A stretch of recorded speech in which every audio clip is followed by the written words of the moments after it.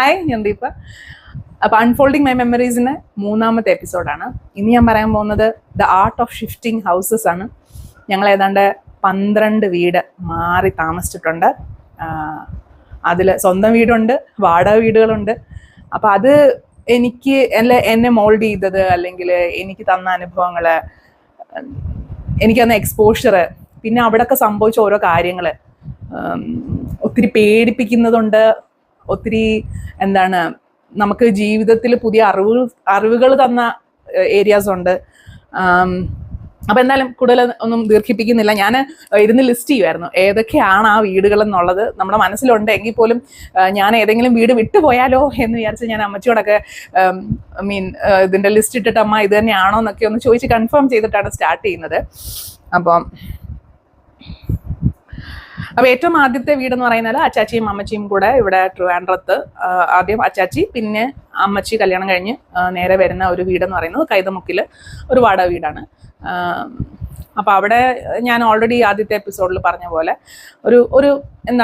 ഒരു വീടും മറ്റൊരു വീടും തമ്മിൽ ഒരു പണ്ടത്തെയൊക്കെ സിനിമയിൽ, അതായത് മോഹൻലാലിൻ്റെയൊക്കെ സിനിമകളിലൊക്കെ കാണുന്ന പോലെ, എനിക്ക് തോന്നുന്നു മറ്റേ ആ സിനിമയുടെ പേര് മറ്റേ മുകുന്ദേട്ട സുമിത്ര വിളിക്കുന്നു എന്ന് പറയുന്ന പോലത്തെ ആ സിനിമയിലൊക്കെ കാണുന്ന പോലത്തെ ഒരു ഇതാണ്. അതായത് 2 വീടുകൾ തമ്മിൽ ഒരു മതിലിന്റെ വ്യത്യാസമേ ഉള്ളൂ. അതായത് സെപ്പറേഷൻ ഇല്ല.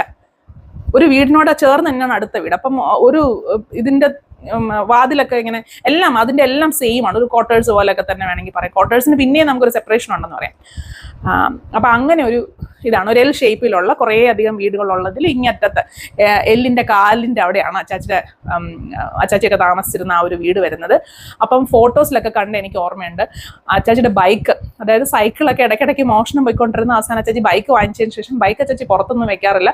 ബൈക്ക് കയറാൻ വേണ്ടിയിട്ട് ഇങ്ങനെ ഒരു സ്ലോപ്പ് പോലെ ഉണ്ടാക്കി, അതായത് പടിയാണല്ലോ, വീട്ടിലേക്ക് കയറാൻ നമ്മൾ സാധാരണ പടിക്കെട്ടാണെങ്കിൽ ഒരു സ്ലോപ്പ് പോലെ ഉണ്ടാക്കിയിട്ട് അതിൽ കൂടെ തള്ളി വീടിനകത്താണ്, അതായത് ഹാളിൽ തന്നെയാണ് നമ്മളെ ബൈക്ക് വെച്ചോണ്ടിരുന്നത്.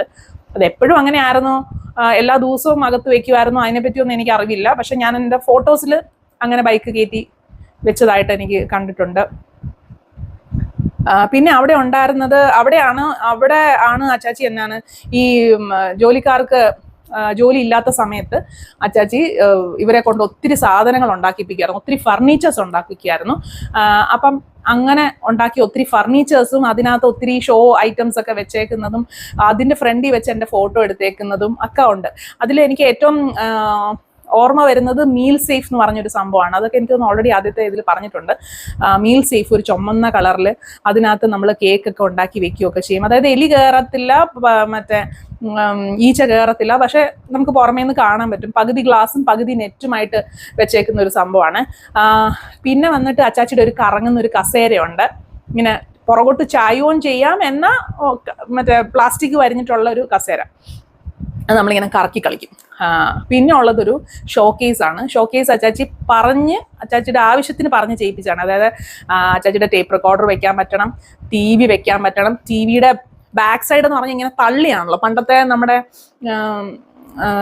PCs ഒക്കെ ആണെങ്കിലും പുറകോട്ട്, അതിന്റെ മോണിറ്ററിന്റെ പുറകോട്ടൊരു തള്ളിച്ചുണ്ടല്ലോ. ഇപ്പോഴല്ലേ മറ്റേ തിന്നായിട്ടുള്ള സാധനങ്ങൾ വന്നത്. അപ്പം ഇതിന്റെ തള്ളിച്ചയ്ക്ക് വേണ്ടിയിട്ട് പുറകിലൊരു ഹോൾ ഇട്ടിട്ടുണ്ടായിരുന്നു. അങ്ങനെ മനസ്സിലായില്ലേ, അങ്ങനെയുള്ളൊരു സെറ്റപ്പായിരുന്നു. പിന്നെ ഗ്ലാസ് ഇട്ട് അടയ്ക്കാൻ പാകത്തിനൊരു ഷോക്കേസ്, അതിൻ്റെ ഫ്രണ്ടിൽ വെച്ച് എൻ്റെ ഒരു ഫോട്ടോ. അപ്പം ആ മുറി തന്നെയാണ് ബൈക്കും വെച്ചിരുന്നത്. ആ ഫോട്ടോയിൽ ഞാൻ കാണുന്നത്. അല്ലാതെ എനിക്ക് ആ വീടിനെ പറ്റി എനിക്ക് അറിവില്ല. കാരണം ഞാനൊരു LKG UKG ഒക്കെ ആവുന്നതിന് മുന്നേ തന്നെ നമ്മൾ ആ വീട് വിട്ട്, ഞാൻ പറഞ്ഞല്ലോ അച്ചാച്ചിയുടെ ഒരു ഫ്രണ്ടിന്റെ കല്യാണത്തോടനുബന്ധിച്ച് ആ ഫ്രണ്ടിന് ഈ വാടക വീട് കൊടുത്തിട്ട് നമ്മൾ പെട്ടെന്ന് തന്നെ ഒരു വീട് സ്ഥലം മേടിച്ചിട്ട് അവിടെ വീട് വെക്കുമായിരുന്നു ചെയ്തത്. അപ്പോൾ ആ സ്ഥലം എന്ന് പറയുന്നത് കുന്നുകുഴി എന്ന് പറയുന്ന സ്ഥലത്താണ്. അത് ഒരു ഇച്ചിരി ഒത്തിരി ഒരു കയറ്റം കയറിയിട്ട്, അതായത് കുന്നിൻ്റെ മുകളിൽ നിന്ന് വേണമെങ്കിൽ പറയാം, ഒരു ഇച്ചിരി കയറ്റം കയറിയിട്ടുള്ള ഒരു സ്ഥലമാണ്. അപ്പോൾ അങ്ങോട്ടേക്ക് ബൈക്ക് മാത്രമേ പോകത്തുള്ളായിരുന്നു. എനിക്കൊന്ന് ബൈക്കും പോകത്തില്ലായിരുന്നു ആ സമയത്ത്. നമ്മൾ അവിടെ താമസിക്കാൻ ചെല്ലുന്ന സമയത്ത് ഒരു ഇങ്ങനെ സ്റ്റെപ്പ് മാത്രമേ ഉള്ളൂ, സ്റ്റെപ്പാണ്, ബൈക്ക് കയറൂലായിരുന്നെന്നാണ് എൻ്റെ ഓർമ്മ. പിന്നീടാണ് അച്ചാച്ചിയൊക്കെ ചെന്നതിന് ശേഷം അച്ചാച്ചിയുടെയും കൂടെ ഒക്കെ ആവശ്യമായപ്പോഴത്തേക്ക് എല്ലാവരെയും കൂടെ, ആ ഏരിയയിലുള്ള എല്ലാവരെയും കൂടെ വിളിച്ചു കൂട്ടിയിട്ട് അച്ചാച്ചി അത് കുത്തി പൊട്ടിച്ച്, അതെനിക്ക് ഓർമ്മയുണ്ട്, ചെറിയ ഓർമ്മയുണ്ട്. എല്ലാം എല്ലാവരും കൂടെ, അതായത് പണിക്കാരെയും അവിടെ ഉള്ള ആൾക്കാരും എല്ലാവരും കൂടെ മറ്റേ പിക്കാസൊക്കെ വെച്ച് സ്റ്റെപ്പൊക്കെ കുത്തി പൊട്ടിച്ചതിന് ശേഷം പിന്നെ കോൺക്രീറ്റ് ചെയ്തൊരു റോഡാണ് അവിടെ റെഡിയാക്കിയത് പിന്നീട്. അപ്പം അത് ഇപ്പം ഒത്തിരി പേർക്ക് ഹെൽപ്ഫുള്ളാണ്. എങ്കിൽ പോലും നമ്മുടെ വീട്ടിലോട്ട് ബൈക്ക് കയറാനുള്ള ഇതേ ഉള്ളൂ, കാറ് കയറാനുള്ള വഴി നമുക്കില്ലായിരുന്നു നമ്മുടെ വീട്ടിലേക്ക്. അപ്പം അവിടുത്തെ ഒരു കഥ എന്താന്ന് വെച്ച് കഴിഞ്ഞാൽ, അവിടെ എനിക്ക് തോന്നുന്നു ഞാൻ 6ാം ക്ലാസ് 7ാം ക്ലാസ് വരെയൊക്കെ എങ്ങാണ്ടാണ് ഞാൻ അവിടെ താമസിച്ചത്. നമ്മളവിടെ താമസിച്ചത്.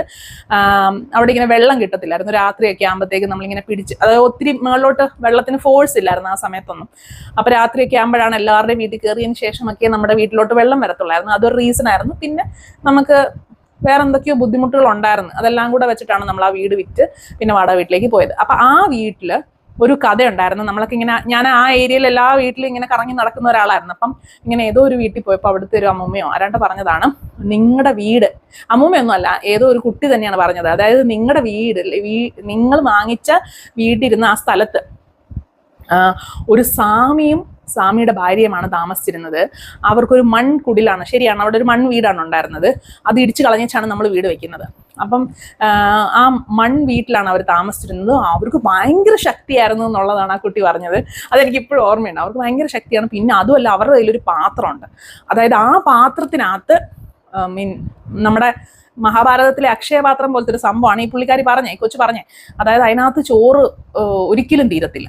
അത് ഒരിക്കലും തീരാത്ത ചോറ് കിട്ടുന്ന ഒരു പാത്രമാണ്. സോ അവർ അങ്ങനെ പ്രത്യേകിച്ച് വേറെ എവിടെയും പോയിട്ട് അല്ല ഫുഡ് കണ്ടെത്തി, പിന്നെ അവർക്ക് ആ പാത്രത്തിൽ നിന്ന് തന്നെ ഫുഡ് കിട്ടുന്നുണ്ട്. അവരുടെ കാര്യങ്ങളൊക്കെ ഓക്കെ ആയിരുന്നു. അങ്ങനെ ഒരു കഥയാണ് പറഞ്ഞത്. അത് ഞാൻ തൊണ്ട തൊടാതെ വീഴുകയും ചെയ്തിട്ടുണ്ട്. ഞാൻ വിശ്വസിച്ചിരുന്നു കുറേ നാള്.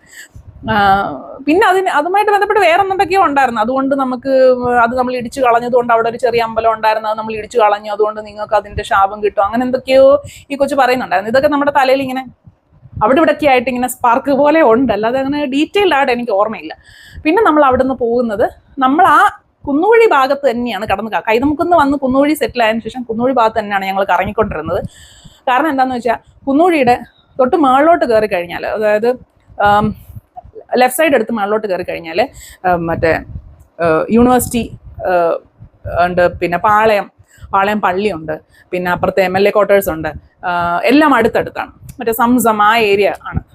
പിന്നെ ഇപ്പുറത്തെ സൈഡിലോട്ട് പോയി കഴിഞ്ഞാൽ PMG, പിന്നെ അച്ചാച്ചിയുടെ എൻജിനീയേഴ്സ് ഓഫീസ്, BSNLന്റെ ഒക്കെ ഓഫീസ് അവിടെയാണ്.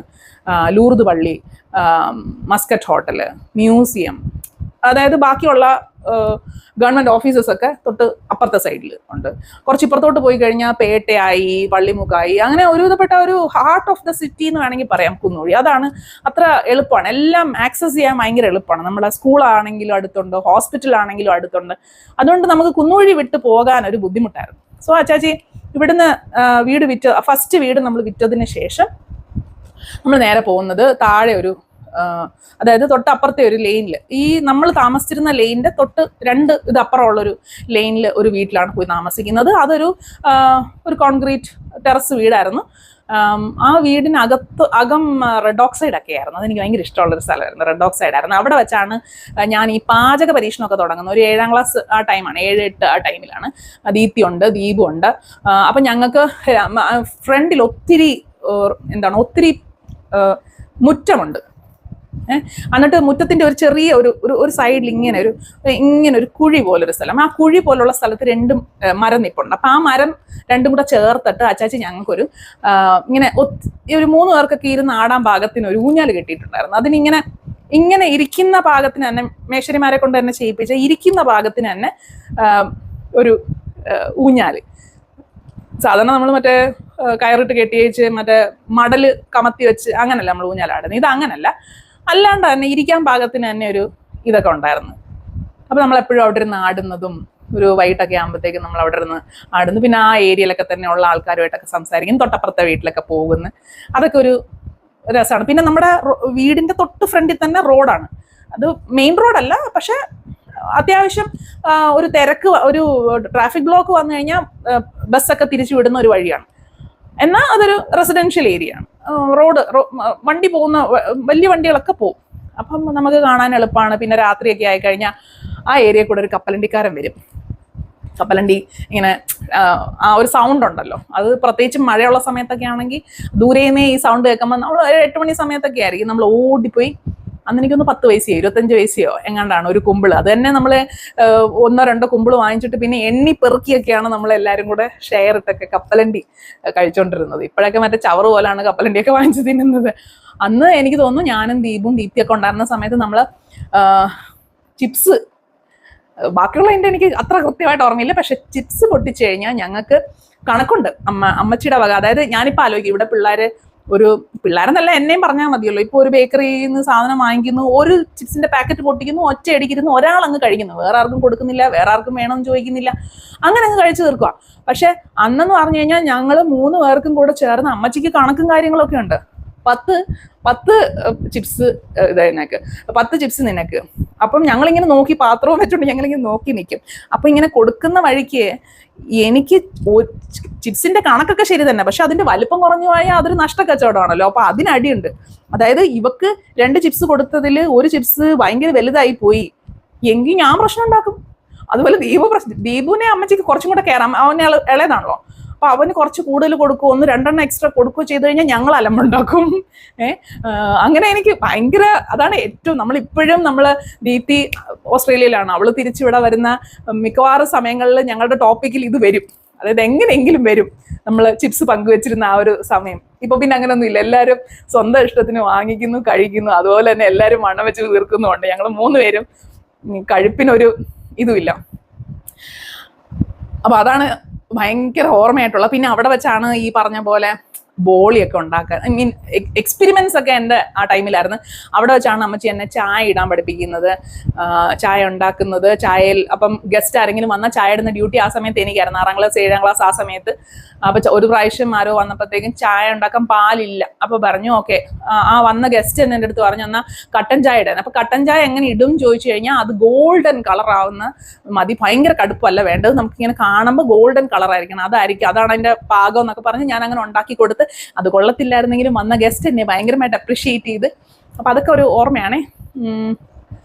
പിന്നെ ഗസ്റ്റിന് അപ്പൊ അന്ന് ആ ഒരു സമയം, ഒരു 6ാം ക്ലാസ് 7ാം ക്ലാസ് സമയം, എനിക്കൊന്ന് അന്നല്ല അതിന് മുന്നേ ഒരു 5-6 ആ ക്ലാസ് തൊട്ട് ഞാൻ കംപ്ലീറ്റ് അടുക്കി പെറുക്കലും തൂക്കലും തുടയ്ക്കലും ഒക്കെ എങ്ങനെയോ എൻ്റെ തലയ്ക്കകത്ത് കയറി. മേ ബി വായിച്ചിരുന്ന വനിതയുടെയോ വനിതാ മാഗസീനിലെയോ എന്തെങ്കിലുമൊക്കെ കൊണ്ടായിരിക്കും. എപ്പോഴും നല്ല ക്ലീൻ ആയിട്ട് വീട് വെക്കണം എന്നുള്ളൊരു ഭയങ്കര വാശി ഉണ്ടായിരുന്ന ഒരാളാണ് ഞാൻ. ഷോക്കേസിലൊക്കെ എപ്പോഴും സാധനങ്ങളൊക്കെ പൊടി തട്ടിയും ഒരു വീക്ക്ലി അല്ലെങ്കിൽ മന്ത്ലി ക്ലീനിങ്ങും കാര്യങ്ങളും ഒക്കെ ചെയ്തുകൊണ്ടിരുന്ന ഒരാളാണ്. അതുപോലെ നമുക്ക് വളരെ കുറച്ച് ഫർണിച്ചേഴ്സ് ആ ടൈമിൽ, അത് ഭയങ്കര എടുത്ത് കാണിക്കാൻ പാകത്തിനുള്ള ഫർണിച്ചേഴ്സ് ഒന്നും ഇല്ലെങ്കിലും ഉള്ള ഇതൊക്കെ നല്ല വൃത്തിയിലൊക്കെ, അതായത് നമ്മൾ ഒരു സോഫ സെറ്റ് പോലെ ഒന്നും നമുക്കില്ലായിരുന്നു ആ ടൈമിൽ. നമുക്കൊരു സെറ്റ് ഉണ്ടായിരുന്നു, കുഷനൊന്നും ഇല്ലാത്ത. പിന്നെ ഉള്ളത് ഈ കസേര, പ്ലാസ്റ്റിക് വരിഞ്ഞ കസേരകളൊക്കെ ഉണ്ടായിരുന്നു. അപ്പൊ അതൊക്കെ നല്ല വൃത്തിയിൽ, അതായത് നമ്മള് 3ാമത് പോകുന്ന വീട്ടില് കുഞ്ഞു മുറികളാണ്, കൊച്ചു മുറികളാണ്. അപ്പം ആ ഫ്രണ്ടിലത്തെ ഒരു മുറി ഞാൻ നല്ല വൃത്തിയിൽ ഒതുക്കി, അവിടെ ചെറിയ പ്ലാസ്റ്റിക്കിന്റെ പൂവൊക്കെ സെറ്റ് ചെയ്ത്. അമ്മയുണ്ട് ഇതിനകത്ത്, എങ്കിലും എൻ്റെ ഓർമ്മ അനുസരിച്ച് ഞാൻ ഇതിലൊക്കെ ഭയങ്കര വലിയ ഇതാണ്. പിന്നെ അവിടെ മുറ്റം അടിക്കാൻ ഒത്തിരി വലിയ മുറ്റമുണ്ട്. അപ്പം ഞാൻ സിനിമയിലൊക്കെ കണ്ടിട്ടുണ്ട് ഇങ്ങനെ വീശി മുറ്റം അടിക്കുന്നു, ഇങ്ങനെ മുറ്റം അടിക്കത്തില്ലേ. അപ്പം അതിനൊരവസരം കിട്ടിയതിൻ്റെ ഇതിൽ ഞാൻ മിക്കവാറും ആ മുറ്റം അടിക്കൽ എനിക്കൊരു ഭയങ്കര ഹോബിയായിരുന്നു. ഒരു 6-7 കേട്ടോ, 8 ആവുന്നില്ലെന്ന് തോന്നുന്നു ആ ഒരു ടൈമിൽ. മുറ്റമടിക്കൽ എനിക്ക് ഭയങ്കര ഇതാണ്. മുറ്റമടിക്കുന്നതിന് മുന്നേ അവിടെ ഭയങ്കര പൊടി മണ്ണാണ്. അപ്പം മുറ്റമടിക്കുന്നതിന് മുമ്പേ നമ്മൾ കുറച്ച് വെള്ളം തളിച്ചിട്ട് മുറ്റമടിക്കുന്നത് ഭയങ്കര ഇഷ്ടം ഉണ്ടായിരുന്നൊരു പരിപാടിയാണ്. അത് കഴിഞ്ഞ് പിന്നെ ഏതെങ്കിലും ഭാഗത്ത് കുറച്ച് കരിയിലൊക്കെ കൂട്ടിയിട്ട് കത്തിക്കുന്നത്. പിന്നെ അവിടെ ഒരു ചാമ്പമരം ഉണ്ടായിരുന്നു, ഒരു സൈഡിലൊരു ചാമ്പമരം, അതിൽ നിന്ന് ചാമ്പയ്ക്ക പറിക്കുന്നത്. പിന്നെ ബാക്ക് സൈഡിലും അങ്ങനെ എന്തൊക്കെയോ ഉണ്ടായിരുന്നു, കാന്താരി. പിന്നെ നമ്മൾ കുറച്ച് കൃഷിയും കാര്യങ്ങളൊക്കെ ആ ടൈമിൽ. കൃഷി എന്ന് പറഞ്ഞാൽ വലിയ സംഭവം എന്നല്ല, നമ്മൾ വെറുതെ വലിച്ചെറിയുന്നത് അത് പിടിച്ചു കഴിയുമ്പോൾ നമ്മൾ അതിനെ വളരെ കാര്യമായിട്ട് പരിപാലിക്കും, അത്രേ ഉള്ളൂ. അല്ലാതെ വലിയ കൃഷിയൊന്നും അല്ല. അപ്പം അങ്ങനെ എല്ലാം കുഞ്ഞു റൂമുകളാണ്. അവിടെ വെച്ചാണ് എനിക്ക് ഈ എഴുത്തിന്റെ അസുഖം, ജേർണലിംഗ് സ്റ്റാർട്ട് ചെയ്യുന്നത് എനിക്ക് തോന്നുന്നു അവിടെ വെച്ചാണ്. കാരണം അച്ചാച്ചിക്ക് ഈ പ്ലംബിങ്ങിന്റെയും പെയിന്റിങ്ങിന്റെയും ഒക്കെ കടകളിൽ, നമ്മൾ കടയിൽ സാധനം മേടിക്കുമ്പോൾ പറ്റെഴുതുന്ന പോലെ തന്നെ ഇവിടെയൊക്കെ ഒരു ക്രെഡിറ്റ് സിസ്റ്റമാണ്. നമ്മൾ പിന്നീട് പൈസ കൊടുക്കാം, ബില്ല് കിട്ടുമ്പോൾ പൈസ കൊടുക്കാം എന്നുള്ള രീതിയിലാണല്ലോ പല സാധനങ്ങളും വാങ്ങിക്കുന്നത്. അപ്പോൾ അവരുമായിട്ടൊരു കമ്മ്യൂണിക്കേഷൻ അതും ബേസ് ചെയ്ത് ജാനുവരി ആകുമ്പോഴത്തേക്കും എല്ലായിടത്തുനിന്നും നമുക്ക് ഡയറി, കോംപ്ലിമെന്റ്സ് ഡയറി, കലണ്ടർ ഇതൊക്കെ കിട്ടും. അങ്ങനെ കിട്ടുന്ന ഡയറിക്കൊക്കെ ഞാൻ അച്ചാച്ചിയുടെ പുറകെ നടക്കാം. അച്ചാച്ചി ഏറ്റവും ബെസ്റ്റായിട്ട് കാണാൻ നല്ല ഭംഗിയുള്ള ഡയറിയൊക്കെ അടിച്ചു പറ്റും. അങ്ങനെ ആ ഡയറിയിലൊക്കെ എഴുതി, ആ ഡയറിയൊക്കെ ഇപ്പോഴും ഉണ്ട്.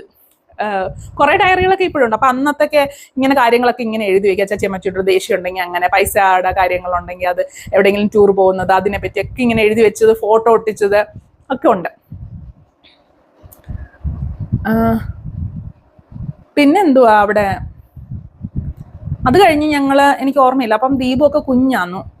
അന്നും അവിടെ എന്തോ പണിക്കാരൊക്കെ വന്ന്, അതുപോലെ ഈ പണിക്കാര്, മേസ്ത്രിമാര്, കാർപ്പൻറ്റേഴ്സ് കേട്ടോ, മറ്റേ കൽപ്പണിയുടെ ആൾക്കാരല്ല, കാർപ്പൻറ്റേഴ്സ് ഉണ്ടല്ലോ, ഇവര് വന്നു കഴിയുമ്പം ഇങ്ങനെ ഇവര് മറ്റേ തടി ചീകത്തില്ലേ. ഇപ്പം എനിക്ക് തോന്നുന്നില്ല വീട്ടിലൊന്നും വന്ന് ഇങ്ങനെ ചീകി ഉള്ള പരിപാടിയൊക്കെ ഉണ്ടോന്ന്. അവരിങ്ങനെ തടി മറ്റേ സ്മൂത്ത് ആക്കത്തില്ല, ഇങ്ങനെ ചീവി വരുമ്പോഴത്തേക്ക് ഇങ്ങനെ ചുരുണ്ടി കിടക്കുന്ന മറ്റേ ഇത് വരത്തില്ലേ, അത് വാരിക്കൊണ്ട് പോകാനായിട്ട് അപ്പുറം ഇപ്പുറമുള്ള വീട്ടിൽ നിന്നൊക്കെ ആൾക്കാർ വരും. അവര് ചിലപ്പോൾ വരും, കാരണം അവരുടെയൊക്കെ വീട്ടിൽ തീ കത്തിക്കാനൊക്കെ ആയിട്ട്. നമ്മളന്ന് ഗ്യാസാണ് യൂസ് ചെയ്യുന്നത്, സോ നമുക്കതൊരു വലിയ വിഷയമല്ല. നമ്മളിതൊന്നെങ്കിൽ കൂട്ടിയിട്ട് കത്തിക്കുക. അപ്പൊ കൂട്ടിയിട്ട് കത്തിക്കുമ്പോൾ നല്ല രസമാണ്. ഇത് നല്ല പ്യുവറായിട്ട് വേറെ ഒന്നും ഇതില്ലല്ലോ. അപ്പൊ ഇത് കത്തിക്കാൻ തുടങ്ങി കഴിഞ്ഞാൽ മറ്റേ ഇങ്ങനെ വെള്ള പുകയാണ് വരുന്നത്. അപ്പൊ നമ്മൾ മറ്റേ സിനിമയിലൊക്കെ കാണുന്ന പോലെ സ്വർഗ്ഗലോകത്ത് വെള്ളപ്പുക, ആ ഒരു എഫക്റ്റ് ആണ്. അപ്പൊ എനിക്ക് അത് കത്തിക്കാനൊക്കെ ഭയങ്കര ഇഷ്ടമായിരുന്നു. ഇവര് പോകാൻ നോക്കിയിരിക്കും, അവിടെ തൂത്ത് അത് ക്ലീൻ ചെയ്ത് അതുകൊണ്ടൊരു സൈഡിൽ കൊണ്ടിട്ട് അത് കത്തിച്ച്, അതൊരു 4 മണി 5 മണി സമയമൊക്കെ ആയിരിക്കും.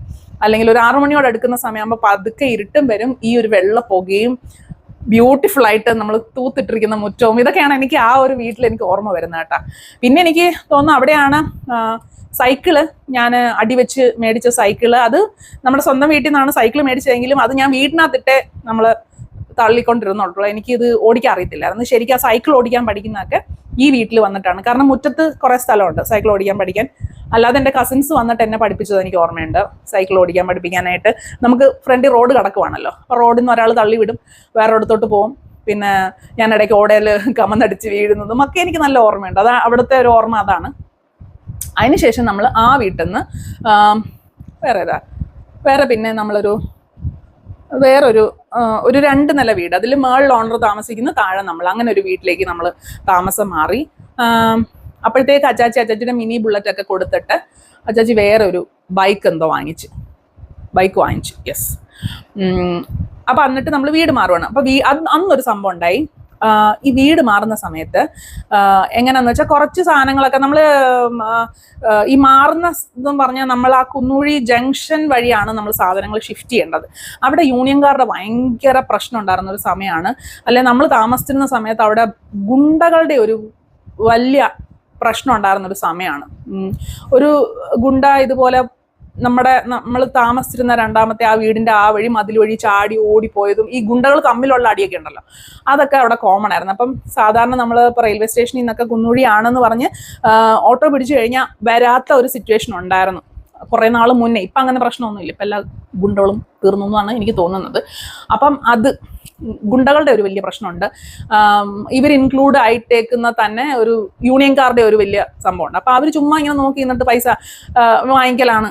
നമുക്ക് വലിയ പ്രത്യേകിച്ച് ഹെൽപ്പൊന്നും ഇല്ലേ പോലും ഇവരിങ്ങനെ പൈസ വാങ്ങിക്കുന്നത് കൊണ്ട് നമ്മൾ ഒത്തിരി രാത്രിയൊക്കെ ആയതിനു ശേഷം നമ്മൾക്ക് പരിചയമുള്ള കുറച്ച് യൂണിയൻകാരെ വെച്ചിട്ടൊക്കെയാണ് നമ്മൾ സാധനങ്ങൾ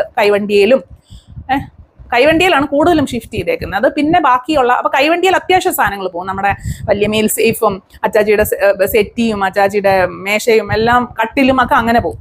അത് കഴിഞ്ഞ് ചെറിയ ചെറിയ സാധനങ്ങളുണ്ടല്ലോ, അതായത് പാത്രങ്ങൾ കുറച്ചെണ്ണം, അങ്ങനെയുള്ള സാധനങ്ങളൊക്കെ നമ്മൾ 2-3 തവണയായിട്ട് ഞാനും അച്ചാച്ചിയും അമ്മച്ചിയും ഒക്കെ ആയിട്ട് നടന്നും ബൈക്കിൽ വെച്ചും ഒക്കെയാണ് നമ്മൾ ആ ടൈമിൽ കൊണ്ടുപോയിക്കൊണ്ടിരുന്നത്. അപ്പൊ ആ സമയത്ത് എനിക്ക് സൈക്കിൾ ഉള്ളതുകൊണ്ട്, അതായത് ഞാനൊരു 8ാം ക്ലാസ് 9ാം ക്ലാസ് പഠിക്കുന്നൊരു സമയമാണ്. സൈക്കിൾ ഉള്ളതുകൊണ്ട് ഇടയ്ക്കിടയ്ക്ക് അപ്പം നമ്മൾ വീട് കംപ്ലീറ്റ് ആയിട്ട് ഷിഫ്റ്റ് ആവാതെ തന്നെ നമ്മൾ അപ്പുറത്തെ വീട്ടിലേക്ക് പോയി ഈ വീട് നമ്മൾ ക്ലീൻ ആക്കിയിട്ട് കൊടുക്കാം, അല്ലെങ്കിൽ അതിന്റെ ടൈം ആവുന്നതിന് മുന്നേ നമ്മൾ അപ്പുറത്തോട്ട് ഷിഫ്റ്റ് ആയി ഇവിടുന്ന് കുറേശ്ശെ സാധനങ്ങൾ മാറ്റിക്കൊണ്ടിരിക്കുന്നു, അത്രേ ഉള്ളൂ. അങ്ങനെ ഇരിക്കുന്ന ഒരു സമയത്ത് നമ്മൾ ഷിഫ്റ്റ് ആയതിന്റെ പിറ്റേ ദിവസമാണെന്ന് തോന്നുന്നു, ഒരു ഉച്ച 12 മണിയായപ്പോൾ അമ്മച്ചി പറഞ്ഞ്, എടി കഞ്ഞി വാർക്കാനുള്ള കലം മൂടാനുള്ള ആ പാത്രം വീട്ടിലാണ് ഇരിക്കുന്നത്, നീ പോയി എടുത്തിട്ട് വരാൻ പറഞ്ഞു. അപ്പൊ ഞാൻ നോക്കിയപ്പോൾ എന്റെയും കുറച്ച് സാധനം എടുക്കാനുണ്ട്. അപ്പൊ ഞാൻ എന്ത് ചെയ്തു, ഞാൻ പെട്ടെന്ന് പാവടയും ബ്ലൗസുമാണ് എൻ്റെ വേഷം, പാവടയും ബ്ലൗസും ഇട്ടിട്ട് സൈക്കിളിൽ ഞാൻ ഇങ്ങി പോന്നു, ഈ വീട്ടിലോട്ട് പോന്നു. എന്ന് വെച്ച് കഴിഞ്ഞാൽ കഷ്ടിച്ചൊരു 300-400 മീറ്റർ കാണും നമ്മുടെ പഴയ വീട്ടിലേക്ക്. അപ്പം ഞാൻ ഒരു ഉച്ച 12 മണി സമയമാണ്. അന്നേരം ഞാനിങ്ങനെ പോകുന്ന വഴിക്ക് ഒരു താടിക്കാരൻ ഒരു മനുഷ്യൻ ബൈക്കിൽ ഇങ്ങനെ അങ്ങോട്ട് പാസ് ചെയ്ത് പോയി. അങ്ങോട്ട് അയാൾ പാസ് ചെയ്ത് പോയതിന്റെ നേരെ ഓപ്പോസിറ്റ് തന്നെ അച്ചാച്ചി ഇങ്ങോട്ട് പാസ് ചെയ്ത് വന്നു. അപ്പൊ അച്ചാച്ചി ചോദിച്ചു നീ എവിടെ പോകാന്ന് ചോദിച്ചു. അപ്പൊ ഞാൻ പറഞ്ഞു അച്ചാച്ചി ഇങ്ങനെ കഞ്ഞി മാർക്കാനുള്ള സംഭവം അവിടെ ഇരിക്കുക, ഞാൻ അത് എടുക്കാൻ പോകാന്ന് പറഞ്ഞു. അപ്പൊ അച്ചാച്ചി ഓക്കെ പറഞ്ഞു. അച്ചാച്ചിയുടെ പാട്ടിന് വേറെ അവിടെ പോയി. ഞാൻ അവസാനം ഈ വീട്ടിൽ ചെന്നു. അത് ഒരു വലിയ ഗേറ്റ് ആണ്. വലിയ ഗേറ്റ് കഴിഞ്ഞ് ഒത്തിരി നടന്നു കഴിഞ്ഞാലാണ് നമ്മുടെ വീടെത്തുന്നത്. മനസ്സിലായില്ല. അപ്പൊ വലിയ ഗേറ്റ് പൂട്ടിയിട്ടേക്കുമായിരുന്നു. ഞാൻ ആ താക്കോല് തുറക്കുന്ന സമയത്ത് ഈ തടിക്കാരൻ മനുഷ്യൻ അങ്ങോട്ട് പോകുന്നുണ്ടായിരുന്നു. നമ്മുടെ റോഡ് സൈഡാണല്ലോ, അങ്ങോട്ട് പോകുന്നുണ്ടായിരുന്നു. അപ്പൊ ഞാനത് തുറന്ന് ആ ഗേറ്റ് അങ്ങനെ തന്നെ തുറന്നിട്ടിട്ട് ഞാൻ അകത്തോട്ട് പോയി. അവിടെ നിന്നും വാതിൽ തുറന്ന് ആ വാതിൽ അങ്ങനെ തുറന്നിട്ടിട്ട് ഞാൻ അകത്ത് പിന്നെയും ഒത്തിരി ദൂരെ അകത്തോട്ട് പോയാലാണ് നമ്മുടെ അടുക്കളയിൽ പോയി ഞാൻ ഈ പാത്രം എടുത്ത് പിന്നെ എനിക്ക് വേണ്ടുന്ന കുറച്ച് സാധനങ്ങളൊക്കെ എടുത്തിട്ട് ഞാൻ വാതിൽ അടച്ചു. എടുത്തിട്ട് ഞാൻ എല്ലാം പാക്ക് ചെയ്ത് പുറത്തിറങ്ങാനായിട്ട് പോയപ്പം ഈ മനുഷ്യൻ ഇനി കയറി ഇനി വന്നു. എന്നിട്ട് ബെല്ലടിച്ചപ്പം ഞാൻ ചെന്ന് ആസ് യൂഷ്വൽ വാതിൽ തുറന്നു. ഞാൻ പറഞ്ഞു എന്താ എന്ന് ചോദിച്ചപ്പം അങ്ങനെ ഏതോ ഒരാളുടെ പേര് ചോദിച്ചിട്ട് പറഞ്ഞു ഇത് എവിടെയാന്ന് ചോദിച്ചു. അപ്പം ഞാൻ പറഞ്ഞു എനിക്കറിയത്തില്ല, ഞാൻ ഇങ്ങനെ ഒരു പേര് കേട്ടിട്ടില്ല എന്ന് പറഞ്ഞു. അപ്പോൾ പറഞ്ഞു എന്തോ വീട്ടിലാരും ഇല്ലേ, വേറെ അച്ഛനും അമ്മയോട് ചോദിക്കാൻ. ഞാൻ പറഞ്ഞു വീട്ടിലാരും ഇല്ല എന്ന് ഞാൻ പറഞ്ഞു. അപ്പം അയാൾ പറഞ്ഞു കുടിക്കാൻ ഇച്ചിരി വെള്ളം തരുമോ എന്ന് ചോദിച്ചു. അപ്പം ആ വാതിൽ തുറന്ന് കിടക്കെ അയാൾ അവിടെ നിൽക്കെ ഞാൻ ഒത്തിരി ഉള്ളിലോട്ട് പോയി ഒരു ഗ്ലാസ് വെള്ളം എടുത്ത് കൊണ്ടുവന്ന് ഇയാൾക്ക് കൊടുത്തു കഴിഞ്ഞ് അയാൾ വെള്ളം എല്ലാം കുടിച്ച് തിരിച്ച് എല്ലായിടവും നോക്കിയിട്ട് എന്നെ കയറി ഇങ്ങനെ പിടിച്ചിട്ട് അപ്പം ശരി പോട്ടെ എന്ന് പറഞ്ഞു. അപ്പം എനിക്കത് എന്തോ ഒരു റോങ്. അപ്പം ഞാനിങ്ങനെ പോ ഇങ്ങനെ പറഞ്ഞു. അങ്ങനെ പറഞ്ഞിട്ട് പുള്ളി എന്ത് ചെയ്തു, അപ്പം ഞാൻ പേടിച്ചു കേട്ടോ. പുള്ളി നേരെ പുറത്ത് പോയി, റോഡ് സൈഡ് വരെ പോയി. അപ്പം ഇയാൾ തിരിച്ച് നടക്കാൻ തുടങ്ങി. ഞാൻ വാതിൽ പെട്ടെന്ന് കുറ്റിയിട്ട് എന്നിട്ട് ഞാനിങ്ങനെ ജനലിൽ കൂടെ നോക്കുക ഇയാൾ എന്നായി ചെയ്യാൻ പോകുന്നതാണ്. ഇയാൾ ആ ഗേറ്റ് വരെ പോയിട്ട് ഗേറ്റിന്റെ പുറത്തോട്ട് പോയി റോഡ് സൈഡിൽ, അതായത് നട്ടുച്ച സമയമാണ്, ആരുമില്ല ആ ഏരിയയിലൊന്നും. പുറത്തോട്ട് നോക്കി ഗേറ്റിന്റെ അവിടെ നിന്ന് പുറത്തോട്ട് നോക്കിയിട്ട് ഗേറ്റ് കുറ്റിയിട്ടിട്ട് അയാൾ പിന്നെയും തിരിച്ച് അകത്തോട്ട് നടക്കാൻ തുടങ്ങി. അയാൾ തിരിച്ച് വീട്ടിലോട്ട് വരുക. എൻ്റെ എല്ലാ കൈയും കാലും എല്ലാം വിറച്ച് മനുഷ്യൻ ഫുള്ള് അങ്ങ് തളർന്നു പോയി. എനിക്ക് അറിയത്തില്ല എന്തോ ചെയ്യണമെന്ന്. അപ്പം ഞാൻ പെട്ടെന്ന് എനിക്കൊരു ബുദ്ധി തോന്നിയാൽ ഞാൻ ഇവിടുന്ന് അപ്പാപ്പിയെ എന്ന് പറഞ്ഞു, അതായത് പുറകിൽ താമസിക്കുന്ന അങ്കിളാണ് അപ്പാപ്പി, കുറച്ച് പ്രായമുണ്ട്. അപ്പാപ്പിയുടെ മക്കളും ഒക്കെ ആയിട്ട് ഞങ്ങൾ ഭയങ്കര കമ്പനിയാണ്. അപ്പം ഞാൻ അപ്പാപ്പിയെ എന്നും പറഞ്ഞുകൊണ്ട് അവിടുന്ന് ഒരൊറ്റ ഓട്ടം. അപ്പം അതായത് ഫ്രണ്ട് വാതിലിൽ നിന്ന് നേരെ നമുക്ക് അവസാനത്തെ വാതിൽ കാണാം, ബാക്ക് വാതിൽ കാണാം. അപ്പം എൻ്റെ പേടി, ഞാൻ ഓടുന്ന എത്തുന്നതിന് മുമ്പേ ഇയാൾ ഓടി ബാക്കിൽ എങ്ങാനും വരുമോ എന്നുള്ളതായിരുന്നു എൻ്റെ പേടി. ഞാൻ ഉറക്കെ അലറി അപ്പാപ്പിയെന്നും പറഞ്ഞിട്ട് ഓടിപ്പോയി അപ്പുറത്തെ മതിൽ ഇച്ചിരി പൊക്കത്തില്ല, മതിലിൽ ഒരു കല്ല് കയറി നിന്നിട്ട് അപ്പാപ്പിയെ ഓടിവായോ എന്നൊക്കെ പറഞ്ഞപ്പോൾ അപ്പാപ്പി പെട്ടെന്ന് തന്നെ അപ്പാപ്പിയും അപ്പാപ്പിയുടെ മോളൊക്കെ ഓടി വന്നു. അപ്പം അവരിങ്ങനെ കറങ്ങി വരണം, അവർക്ക് ഒത്തിരി ദൂരമുണ്ട്, നമ്മുടെ വീടിന്റെ മുറ്റത്ത് എത്തണമെങ്കിൽ അവർക്ക് ഒത്തിരി ദൂരം കറങ്ങിയാലേ വരുന്നത്. അവർ ഓടി വന്നപ്പോഴത്തേക്ക് ഇയാള് പോയി. പക്ഷെ അപ്പത്തേക്ക് ഞാൻ തകർന്നു, മനുഷ്യൻ തകർന്നു പോയെന്ന് വേണം പറയാനായിട്ട്. അവസാനം ഇച്ചിരി വെള്ളമൊക്കെ കുടിച്ച് ഞാൻ ഓക്കെ എന്നാൽ ഞാൻ പോവാ എന്ന് പറഞ്ഞിട്ട് ഞാൻ തിരിച്ച് ഒരു വിധത്തിൽ, എനിക്ക് സൈക്കിൾ ചവിട്ടാനുള്ള ആരോഗ്യമൊന്നുമില്ല, ഞാൻ സൈക്കിളും തള്ളിക്കൊണ്ട് അപ്പൊ ചെന്നപ്പോൾ അമ്മച്ചി ദേഷ്യപ്പെട്ടു, നീ എവിടെ പോയി കിടക്കുമായിരുന്നെന്ന് പറഞ്ഞുകൊണ്ട് ദേഷ്യപ്പെടുകയൊന്നും ചെയ്തു. അപ്പം അന്നേരം എൻ്റെ കസിനും ഉണ്ട് അവിടെ. അപ്പൊ കസിൻ എന്തോ ഞങ്ങൾ വീട് ഷിഫ്റ്റ് ചെയ്തൊക്കെ കാണാനായിട്ട് വന്നേ, അങ്ങനെ എന്തോ അപ്പം വന്നപ്പോൾ ഞാൻ പറഞ്ഞു അതുണ്ടല്ലോ ഇങ്ങനെ ഒരു മനുഷ്യൻ. അപ്പം ഞാനൊരു വൈറ്റ് ബ്ലൗസാണ് ഇട്ടിരുന്നത്. അതായത് അന്ന് ബീന ആന്റണി അറിയത്തില്ല, ബീന ആന്റണിയുടെ സീരിയൽസ് ഒക്കെ ഉള്ള ഒരു സമയമാണ്. അപ്പൊ അന്ന് ബീന ആന്റണി ഇടാറുള്ള ഒരു ക്ലാസിക് പഫ് സ്ലീവ്സ് ഉള്ള ബ്ലൗസ് ഇല്ലേ, അതുപോലൊരു ബ്ലൗസ്, പാവടയും ബ്ലൗസ് ഇല്ലേ, അതുപോലത്തെ ഒരു ബ്ലൗസാണ് ഞാൻ തയ്ച്ചിട്ടേക്കുന്നത്. അപ്പൊ ആ ബ്ലൗസ് കംപ്ലീറ്റ് വൈറ്റ് ബ്ലൗസാ, കംപ്ലീറ്റ് നനഞ്ഞ് കുതിർന്ന്, അതായത് അത്രയ്ക്ക് ഞാൻ വിയർത്ത് തള്ളിന്ന് വേണം പറയാൻ. അങ്ങനെ ഭയങ്കര പേടിച്ച് വിറച്ച് ആണ് വീട്ടിലെത്തി ഞാനിങ്ങനെ പറഞ്ഞു ഇങ്ങനെ ഇതാണ് കാര്യം. അപ്പൊ അമ്മ ചോദിച്ചത് എന്താ നീ ഇങ്ങനെ ഇരിക്കുന്നത്, മേ ബി ഉച്ചയ്ക്ക് പോയതിൻ്റെ ആണെന്നായിരിക്കും അവർ വിചാരിച്ചത്. പക്ഷെ ഞാൻ കംപ്ലീറ്റ് തകർന്ന് തരിപ്പണമായി. അതിനുശേഷം എനിക്ക് ഒറ്റയ്ക്ക് വീട്ടിലിരിക്കുമ്പോൾ എനിക്ക് ഭയങ്കര പേടിയാണ്. ഞാൻ ഈവൻ പിള്ളേരിപ്പോൾ ഉള്ളപ്പോൾ പോലും ഞാൻ എല്ലാ വാതിലും കുറ്റിയിട്ട് ഒരു കാരണവശാലും ഞാൻ എൻ്റെ വാതിൽ തുറന്നിടാറില്ല. എനിക്ക് ഭയങ്കര പേടി, ജനല് പോലും തുറന്നിടാൻ, ജനൽ ഇവിടെ തുറന്നിടാൻ പേടിയാണ്, കാരണം ഇവിടെ പാമ്പിന്റെ ശല്യം ഒത്തിരി ഉണ്ട്. അപ്പം ഭയങ്കര പേടിയായി പോയി കേട്ടോ. അതുവരെ എനിക്ക് ഈ ആരെങ്കിലും പുറത്ത് വന്നാലേ എനിക്ക് ഒരു പ്രശ്നമില്ലായിരുന്നു. ഇപ്പം അത്യാവശ്യം ധൈര്യമൊക്കെ ഉണ്ട്, എങ്കിൽ പോലും സ്റ്റിൽ ഞാൻ ആരെങ്കിലും ഉണ്ടെങ്കിൽ പുറത്തുനിന്ന് നോക്കി കുഴപ്പമില്ല എന്ന് തോന്നിയാൽ മാത്രമേ ഞാൻ വാതിൽ തുറക്കാറുള്ളൂ. ഇപ്പോഴും എനിക്ക് ഭയങ്കര പേടിയാണ്. അപ്പൊ അതൊരു ഭീകര മെമ്മറിയാണ്. അപ്പൊ അത് മൂന്നാമത്തെ വീട്. അവിടുന്ന് നാലാമത്തെ വീട്ടിലേക്ക് പോയി. അവിടെ താമസിച്ച സമയത്താണ് അച്ചാച്ചി കാറ് വാങ്ങിക്കുന്നത്. അതിന് മുമ്പായിട്ട് അച്ചാച്ചിയുടെ ഫ്രണ്ട് ഇടയ്ക്കിടയ്ക്ക് വീട്ടിൽ വരുമായിരുന്നു. അതായത് പുള്ളിയുടെ കയ്യിൽ ഒരു മാരുതി 800 ഒന്നും അല്ല, പക്ഷെ മാരുതിയുടെ തന്നെ വേറൊരു മോഡലായിരുന്നേ. കണ്ടു കഴിഞ്ഞാൽ നമ്മൾ കാറൊന്നും കണ്ടിട്ടില്ലല്ലോ ആ സമയത്ത്. നമുക്ക് കാറില്ലാത്തതുകൊണ്ട് നമ്മൾക്ക് ഏത് കാർ കണ്ടു കഴിഞ്ഞാലും ഭയങ്കര ക്യൂരിയോസിറ്റി. എന്ത് രസമായിരിക്കും ഇത്, എങ്ങനെയായിരിക്കും ഇതിനകത്ത് കയറാനല്ലേ എന്നൊക്കെ പറഞ്ഞ് ഭയങ്കര ഒരു ഇതായിരുന്നു. അപ്പം ആ സമയത്ത് അച്ചാച്ചിയുടെ ഒരു കൂട്ടുകാരനുണ്ട്. പുള്ളി ഇടയ്ക്കിടയ്ക്ക് എവിടെയോ പോകാൻ വേണ്ടിയിട്ട് അച്ചാച്ചിയുമായിട്ട് ചേർന്ന് തന്നെ ബിസിനസ് ചെയ്യുന്നത്. അപ്പം എവിടെയെങ്കിലുമൊക്കെ പോകാൻ നേരത്ത് പുള്ളി എന്ത് ചെയ്യും, പുള്ളിയുടെ കാറിൽ ദൂരെ എങ്ങാണ്ടാണ്, കരമന എങ്ങാണ്ടാണ്, പുള്ളി ഇവിടെ നമ്മുടെ വീട്ടിൽ കൊണ്ട് കാറിടും. നമുക്ക് കാർ ഷെഡൊക്കെ ഉണ്ട് ആ വീട്ടിൽ. കാർ ഇട്ടിട്ട് ഇവിടുന്ന് പുള്ളിയും അച്ചാച്ചിയും കൂടെ ബൈക്കിലാണ് പോകുന്നത്. അപ്പോൾ പുള്ളി പോയി കഴിയുമ്പം ഞാൻ ഈ കാറിന്റെ ചുറ്റും ഇങ്ങനെ നടക്കും. എന്ത് രസമാണ്. അപ്പൊ ആ ഗ്ലാസ് ക്ലിയർ ഗ്ലാസ് ആണ്, ഇതുപോലെ ബ്ലാക്ക് ഫിലിം ഒട്ടിച്ച് വന്നല്ലോ. അപ്പൊ അക്കത്തൊക്കെ നോക്കുമ്പോൾ അതിന്റെ ഇരിപ്പും അതിന്റെ ഇരിക്കുന്ന ലെതറും ഒക്കെ കണ്ടു കഴിയുമ്പോൾ നമ്മളിങ്ങനെ വായും പൊളിച്ച് നിൽക്കും. എപ്പോഴെങ്കിലും ഒന്ന് ഇതിനകത്ത് കയറാൻ പറ്റിയിരുന്നെങ്കിൽ. ഇങ്ങനെ ഒരു ആഗ്രഹം കൊണ്ടാണ് ആ സമയത്ത് നടക്കുന്നത് കേട്ടോ. അങ്ങനെ എനിക്ക് തോന്നുന്നു നമ്മൾ 8ലോ 9ലോ പഠിക്കുന്ന സമയത്ത് അച്ചാച്ചി ഒരു അംബാസിഡർ കാർ, നമ്പർ KCV 2060, മനസ്സിലായില്ലേ, ഒരു അംബാസിഡർ കാർ വാങ്ങിക്കുന്ന. അച്ചാച്ചി ഓടിക്കാൻ അറിയത്തില്ല. അപ്പൊ അച്ചാച്ചി അതിനൊരു ഡ്രൈവറെ വെച്ചു. ആദ്യം ഒരു ഡ്രൈവറെ വെച്ചു, പിന്നെ ആദ്യം ഒരു ഡ്രൈവർ, അത് കഴിഞ്ഞ് പിന്നൊരു ആ ഡ്രൈവർ എവിടെ പുറത്തെങ്ങാണ്ട് പോയി കഴിഞ്ഞപ്പോൾ ആ ഡ്രൈവറിന്റെ അനിയൻ ഡ്രൈവർ വന്നു. അതെല്ലാം കഴിഞ്ഞിട്ട് പിന്നൊരു പ്രായമായ ഒരാൾ വന്നു. അപ്പൊ ഇവരെല്ലാം, ഈ ഡ്രൈവേഴ്സിനെ എല്ലാവരെയും കൊണ്ട് അച്ചാച്ചി സ്വന്തമായിട്ട് വണ്ടി ഓടിക്കാൻ ശ്രമിക്കുന്നുണ്ട്, പക്ഷെ നടക്കുന്നില്ലായിരുന്നു. അവസാനം ഒരു പ്രായമായ ഒരു അപ്പാപ്പൻ വന്നിട്ടാണ് അച്ചാച്ചിനെ ഡ്രൈവിംഗ് പഠിപ്പിക്കുന്നത്. അപ്പൊ അച്ചാച്ചിക്ക് ഡ്രൈവിംഗ് ഒന്നും അറിയത്തില്ലെങ്കിൽ നമ്മൾ കാർ എടുത്തതിന് ശേഷം വൻ യാത്രകളായിരുന്നു. അതായത് നമ്മൾ കന്യാകുമാരി, തൃപ്പരപ്പ്, പിന്നെ അതുപോലുള്ള സ്ഥലങ്ങൾ, അങ്ങോട്ട് കന്യാകുമാരി സൈഡ്, തമിഴ്നാട്ടിൻ്റെ ആ ഏരിയാസിലൊക്കെ കുറച്ചൊക്കെ ഭയങ്കരമായിട്ടല്ല എങ്കിലും യാത്രകളൊക്കെ ഫ്രീക്വൻ്റ് ആയിട്ട് പോകാൻ തുടങ്ങി. നമുക്കും ഒരു ഭയങ്കര നമുക്കും കാറുണ്ട്.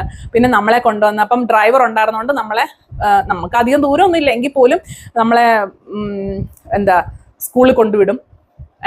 അപ്പൊ എനിക്കൊന്ന് ഞാനും ദീപ്തിയുമാണ് ഉണ്ടായിരുന്നത്. അന്നും എനിക്ക് ഓർമ്മയുണ്ട്, ഏതോ ഒരു സമയത്ത് ഞാനും ദീപ്തിയും കൂടെ കാറിൽ പോവാ, ഡ്രൈവറുവേ ഉള്ളൂ. അപ്പൊ ഞാൻ അവിടെ എത്തി, സ്കൂളിന്റെ ഫ്രണ്ടിൽ എത്തിക്കഴിഞ്ഞാൽ വൻ ട്രാഫിക്കാണ്. അപ്പം സ്കൂളിൽ എത്തിക്കഴിഞ്ഞാൽ പെട്ടെന്ന് ഇവളെ പുറത്തെടുക്കാൻ നോക്കുമ്പോൾ ഇവളെന്തോ വാശി പിടിച്ച് കരഞ്ഞ് ഇവള് വരുന്നില്ല. അപ്പൊ പുറകിൽ നിന്ന് ഹോണടി എല്ലാം കേട്ടപ്പോഴത്തേക്കും ഡ്രൈവർ എന്നാ ഇതെന്നറിയാമോ, ഡ്രൈവർ ഇവളെ കൊണ്ട് തിരിച്ചങ്ങ് വീട്ടിൽ പോയി. അപ്പൊ എനിക്ക് പേടിയായിപ്പോയി, ഈ കൊച്ചിനെയും കൊണ്ട് ഡ്രൈവർ വീട്ടിൽ തന്നെയാണോ പോയത്? ആ ഓവർ തിങ്കിങ് അന്നേ ഉണ്ട്.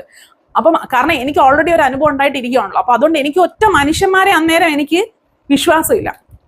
ഇവരൊക്കെ കാരണം അന്ന് വന്ന താടിക്കാരെന്ന് പറഞ്ഞാൽ വളരെ വെൽ ഡ്രസ്ഡ് ആണ്. കണ്ടു കഴിഞ്ഞാൽ നമ്മൾ പറയത്തില്ല, നമുക്ക് ഓൾറെഡി ഒരു ധാരണയുണ്ടല്ലോ, ഒരാൾ നമ്മളെ അപ്രോച്ച് ചെയ്യുമ്പോഴത്തേക്കും അയാൾ നമ്മളെ എന്തെങ്കിലും ചെയ്യുമോന്ന് നമുക്കൊരു ചെറിയൊരു ഹിന്റ് അടിക്കുമല്ലോ. ഇത് അങ്ങനെ ഒന്നും തോന്നുന്ന ഒരു മനുഷ്യനല്ല. വളരെ വെൽ ഡ്രസ്ഡ് ആയിട്ട് വളരെ നല്ല പെരുമാറ്റത്തിൽ വന്നൊരു മനുഷ്യനാണ് പെട്ടെന്ന് മുഖം മാറിയത്. അതുകൊണ്ട് തന്നെ എനിക്ക് ഈ കൊച്ചിനെ ദീപ് പറഞ്ഞത്, എനിക്കൊന്ന് ദീപ്തി തന്നെയാണ്. ദീപ്തി കരഞ്ഞിട്ട് ഇവളെ വാതില് സാരമില്ല ഞാനങ്ങ് തിരിച്ചുകൊണ്ട് പോകാന്ന് പറഞ്ഞ് ഇങ്ങനെ അങ്ങ് വണ്ടി ഓടിച്ചു പോയി. ഞാൻ ഇതിന്റെ ഫ്രണ്ടിൽ നിന്ന് ഞാൻ അങ്ങ് വല്ലാണ്ടായിപ്പോയി. അത് കഴിഞ്ഞിട്ട് എനിക്ക് തിരിച്ച് വീടെത്തുന്നവരെ അതായത് വൈകിട്ട് വീടെത്തുന്നവരെ എനിക്ക് ടെൻഷൻ. വിളിച്ച് ചോദിക്കാനോ അല്ലെങ്കിൽ അമ്മ അവിടെ എത്തിയിട്ടുണ്ടോ കൊച്ച്, ഇതൊന്നും അറിയത്തില്ലല്ലോ. അമ്മ എന്താ വിചാരിച്ചേക്കുന്നത്, സ്കൂളിൽ പോയി. അപ്പം നമ്മളാകെ ഒരു പേടിച്ചൊരു ദിവസമായിരുന്നു അന്നത്തത്. പിന്നെ എനിക്ക് ഓർമ്മയില്ല അതെന്തായി, കൊച്ചു വീട്ടിലെത്തി എങ്കിലും നമുക്കതൊരു അതിനെപ്പറ്റിയൊക്കെ ഞാൻ സംസാരിച്ചിട്ടുണ്ടോ എന്ന് തന്നെ എനിക്ക് ഓർമ്മയില്ല. പക്ഷെ അതെനിക്ക് ഇപ്പോഴും ഓർമ്മയുണ്ട്. നമ്മളിങ്ങനെ സ്റ്റക്കായിപ്പോയി. ഇങ്ങേർക്ക് എൻ്റെ അനിയത്തിനെ അത്ര വലിയ പരിചയമൊന്നുമില്ല, കുഞ്ഞു കൊച്ചാണ്, നമ്മളങ്ങനെ അധികം സംസാരിക്കാറുമില്ല. അപ്പൊ ഇയാൾ ഇത് കൊണ്ടുപോകാന്ന് പറയുമ്പോൾ ഇയാൾ എനിക്ക് എന്തോ റോങ് അങ്ങനെയൊക്കെ ആയിരുന്നു. അത് കഴിഞ്ഞ് പിന്നെ ആ വീട്ടിലെന്ന് പറഞ്ഞു കഴിഞ്ഞാൽ ആ വീട്ടിൽ ആണ് ഞാൻ 10ാം ക്ലാസ് പരീക്ഷ എഴുതുന്നത്. അല്ല, ആ വീട്ടിൽ നിൽക്കുമ്പോഴാണ് ഞാൻ 10ലേക്ക് കയറുന്നത്. ഓക്കെ, 10ലേക്ക് കയറുന്നത്. അവിടെ വെച്ച് എൻ്റെ ഓർമ്മയെന്ന് വെച്ച് കഴിഞ്ഞാൽ ഫ്രണ്ടിൽ നമുക്കൊരു ചെറിയ അരപ്രസ് പോലെയുണ്ട്. ആ അരപ്രസയിൽ ഇരുന്ന് അച്ചാച്ചി നമുക്ക് ബുക്ക് പൊതിയാനായിട്ട് ഹെൽപ്പ് ചെയ്യുന്നതാണ് എൻ്റെ ഒരു ഓർമ്മ. അപ്പം അച്ചാച്ചി കുറച്ച് പൊതിഞ്ഞ് കഴിയുമ്പം ബാക്കി ദീപുവിൻ്റെയും ദീപ്തിയുടെയും ബുക്കുകൾ പൊതിയാനായിട്ട് എനിക്ക് തരും. അപ്പം ഞാനാണ് അതിൻ്റെ വലിയ അധികാരി. ഭയങ്കര സംഭവമാണ്, നമ്മൾ മനസ്സിലായില്ലേ. അപ്പം അങ്ങനെ അച്ചാച്ചി ഓരോ കാര്യങ്ങൾ ചെയ്യുന്നു, നമ്മൾ അതിൻ്റെ പുറകെ ചെയ്യുന്നു. പിന്നെ അവിടെയും ഇതുപോലെ ക്ലീനിങ്ങിൻ്റെ ഒരു സമയമാണ്. അപ്പം അന്ന് എനിക്ക് തോന്നുന്നു ദീപുവിൻ്റെ സെയിം പ്രായത്തിലുള്ള ഒരു കൊച്ചുമാളിലുണ്ട്. ദീപുവിൻ്റെ അതേ പ്രായത്തിലുള്ള ഒരു കൊച്ചുമാളിലുണ്ട്. ഈ കൊച്ച് ഇടയ്ക്കിടയ്ക്ക് താഴെ കളിക്കാൻ വരും. അപ്പം എനിക്ക് വേറെ പിള്ളേർ വീട്ടിൽ വരുന്നത് എന്നും ഇഷ്ടമില്ല. ഞാൻ എൻ്റെ പിള്ളേരെ വിടാറില്ല. എനിക്കെന്തോ അത് ഈ ഒരു സംഭവം കാരണമാണെന്ന് തോന്നുന്നു. എനിക്ക് ആ കൊച്ചിനെ ഇഷ്ടമില്ല. ആ കൊച്ചെനിക്ക് തോന്നുന്നു വന്നു കഴിയുമ്പം കുറച്ചും കൂടെ ഒരു അധികാരഭാവം എടുക്കും. ഇവന്റെ സാധനങ്ങളൊക്കെ എടുക്കുന്ന കാണുമ്പോൾ എനിക്കാണ് ചൊറിച്ചിലുണ്ടാകുന്നത്, മനസ്സിലായില്ല. ഇവനൊന്നും പറയാറൊന്നുമില്ല, ഇവനൊരു പാവം കൊച്ചായിരുന്നു. അന്നും പാവാണ് ഇന്നും പാവാണ്, വായിക്കാത്ത കമ്പിട്ട് കുത്തിയാൽ പോലും അമ്മ ഉണ്ടാറില്ല. സോ അവനെ ഇപ്പം ആരെങ്കിലും ഹേർട്ട് ചെയ്താലും അവൻ തിരിച്ചൊന്നും പറയത്തൊന്നുമില്ല. അത് അങ്ങനെ ഒരു കൊച്ചാണ്. എനിക്ക് തോന്നുന്നു ഞാനും അനിയത്തി മാത്രമാണ് കുറച്ചും കൂടെ ഇങ്ങോട്ട് എന്തെങ്കിലും വന്നാൽ എന്താടാന്ന് തിരിച്ചു ചോദിക്കാൻ ഒരു ധൈര്യമുള്ള ആൾക്കാർ നമ്മൾ രണ്ടുപേരാണ്. അവനങ്ങനെ ഒന്നും ചെയ്യാറില്ല. അപ്പൊ എനിക്ക് തോന്നുന്നു ഈ മാളത്തെ കൊച്ചു അത് ഇച്ചിരി ഇങ്ങനെ ഭയങ്കര പിരിവിരിപ്പുള്ളൊരു കൊച്ചാ. സെയിം പ്രായം കേട്ടോ, അനിയന്റെ അതേ പ്രായമാണ്. പക്ഷെ ആ കൊച്ചിങ്ങനെ താഴെ വന്നു കഴിയുമ്പോഴത്തേക്ക് ഞാൻ ചിലപ്പോൾ തൂത്ത് കംപ്ലീറ്റ് ക്ലീൻ ആക്കി ഇട്ടേക്കുന്ന മുറിയായിരിക്കും. ഈ കൊച്ചു വന്ന എല്ലാ സാധനങ്ങളും ഇവന്റെ കളിപ്പാട്ടം എല്ലാം എടുത്ത് വെച്ച് പിന്നെ ചിലതൊക്കെ നശിപ്പിക്കുന്നതൊക്കെ കാണുമ്പോൾ എനിക്കങ്ങ് കലി വന്നിട്ട് ഞാനിങ്ങനെ കണ്ണുരുട്ടും. ഞാൻ ഉപദ്രവിക്കത്തൊന്നുമില്ല ആരെയും, പക്ഷെ ഞാനിങ്ങനെ കണ്ണുരുട്ടും. എന്നിട്ട് ആ കൊച്ചിനോടുള്ള ദേഷ്യം ഞാൻ ഇവനോട് തീർക്കും. അതായത് ഇവനെ വഴക്ക് പറയും ഞാൻ. അപ്പം ഇവനെ കുറെ വഴക്ക് പറയുമ്പം ആ കൊച്ചു തന്നെ അങ്ങ് പോകും. അപ്പൊ ഞാൻ ഇപ്പൊ ആലോചിക്കുമ്പോൾ ഭയങ്കര ചൈൽഡിഷ് ആയിട്ടാണ് ഞാൻ പെരുമാറിയിട്ടുള്ളത്. പക്ഷെ ഞാൻ ആലോചിച്ചുകൊണ്ടിരുന്നത് ഞാൻ വേറൊരാളുടെ വീട്ടിൽ പോയിട്ട് ഇതുപോലൊരു അധികാരം ഞാൻ കാണിക്കത്തില്ല, അവരുടെ സാധനങ്ങൾ ഞാൻ നശിപ്പിക്കത്തില്ല, ഇങ്ങനെ ഞാൻ പെരുമാറത്തില്ല. അപ്പൊ എന്തുകൊണ്ട് ഈ കൊച്ചിന് പെരുമാറിക്കൂടാ, അതാണ് ഞാൻ ചിന്തിക്കുന്നത്. പക്ഷെ എല്ലാ പിള്ളേരും ഒരുപോലെ അല്ലല്ലോ, അതൊക്കെ ഇപ്പോഴാണ് റിയലൈസ് ചെയ്യുന്നത്. പക്ഷെ അന്ന് എനിക്ക് ഇഷ്ടമില്ലായിരുന്നു. അതുകൊണ്ട് തന്നെ എൻ്റെ ഒരു കൺസെപ്റ്റിൽ നമ്മൾ ആരും വേറെ ആരുടെയും വീട്ടിൽ പോവില്ല. അതായത് വേറെ ഫ്രണ്ട്സിന്റെ വീട്ടിൽ പോയിട്ടുള്ള പരിപാടി എനിക്ക് ഇഷ്ടമില്ല. കാരണം ചിലപ്പോൾ നമുക്ക് ഇഷ്ടമില്ലാത്ത രീതിയിലായിരിക്കും നമ്മൾ അവിടെ പെരുമാറുന്നത്, അവർക്കൊന്നും പറയാനും പറ്റത്തില്ല. അതുകൊണ്ട് തന്നെ ഞാൻ ഇരിക്കെ എൻ്റെ പിള്ളേർ വേറെ വീട്ടിൽ പോയിക്കോട്ടെ. അപ്പൊ എനിക്ക് കറക്റ്റ് ചെയ്യാമല്ലോ, മോളെ അങ്ങനെ അല്ലാതെ എടുക്കരുത്, ഇത് തുടരുത്. പിള്ളേർ ക്യൂരിയോസിറ്റി കാരണം എന്തെങ്കിലുമൊക്കെ എടുക്കും, താഴെ വീഴും, പൊട്ടും. പക്ഷെ അവർ ഭയങ്കര പ്രഷ്യസ് ആയിട്ട്, ഇപ്പൊ എൻ്റെ വീട്ടിൽ എൻ്റെ ബുക്സ് എനിക്ക് ഭയങ്കര പ്രഷ്യസ് ആയിട്ടുള്ള സാധനമാണ്. അപ്പൊ പുറത്തുനിന്നൊരു കുട്ടി വന്ന് എൻ്റെ ബുക്സ് തൊടുന്നതും ഒന്നും പ്രശ്നമില്ല, ഈ തൊട്ടിട്ട് ഇങ്ങനെ പിടിച്ച് വലിക്കുകയും എടുത്ത് താഴെ ഇടുകയും ഒക്കെ ചെയ്ത് കഴിഞ്ഞാൽ എനിക്ക് തന്നെ ഹൃദയം പൊട്ടുന്ന പോലെയാണ്. അപ്പൊ അത് ഈ വരുന്നവർക്ക് അറിയത്തില്ലല്ലോ, അവർ വിചാരിക്കും ഈ ബുക്കൊക്കെ എന്ത് കുന്തം എന്ന് വിചാരിക്കത്തില്ലേ. പക്ഷെ എനിക്കിത് ഭയങ്കര സംഭവമാണ്. ഞാനത് വായിക്കത്തില്ലെങ്കിലും എൻ്റെ ബുക്സ് എനിക്ക് ഭയങ്കര സ്പെഷ്യലാണ്.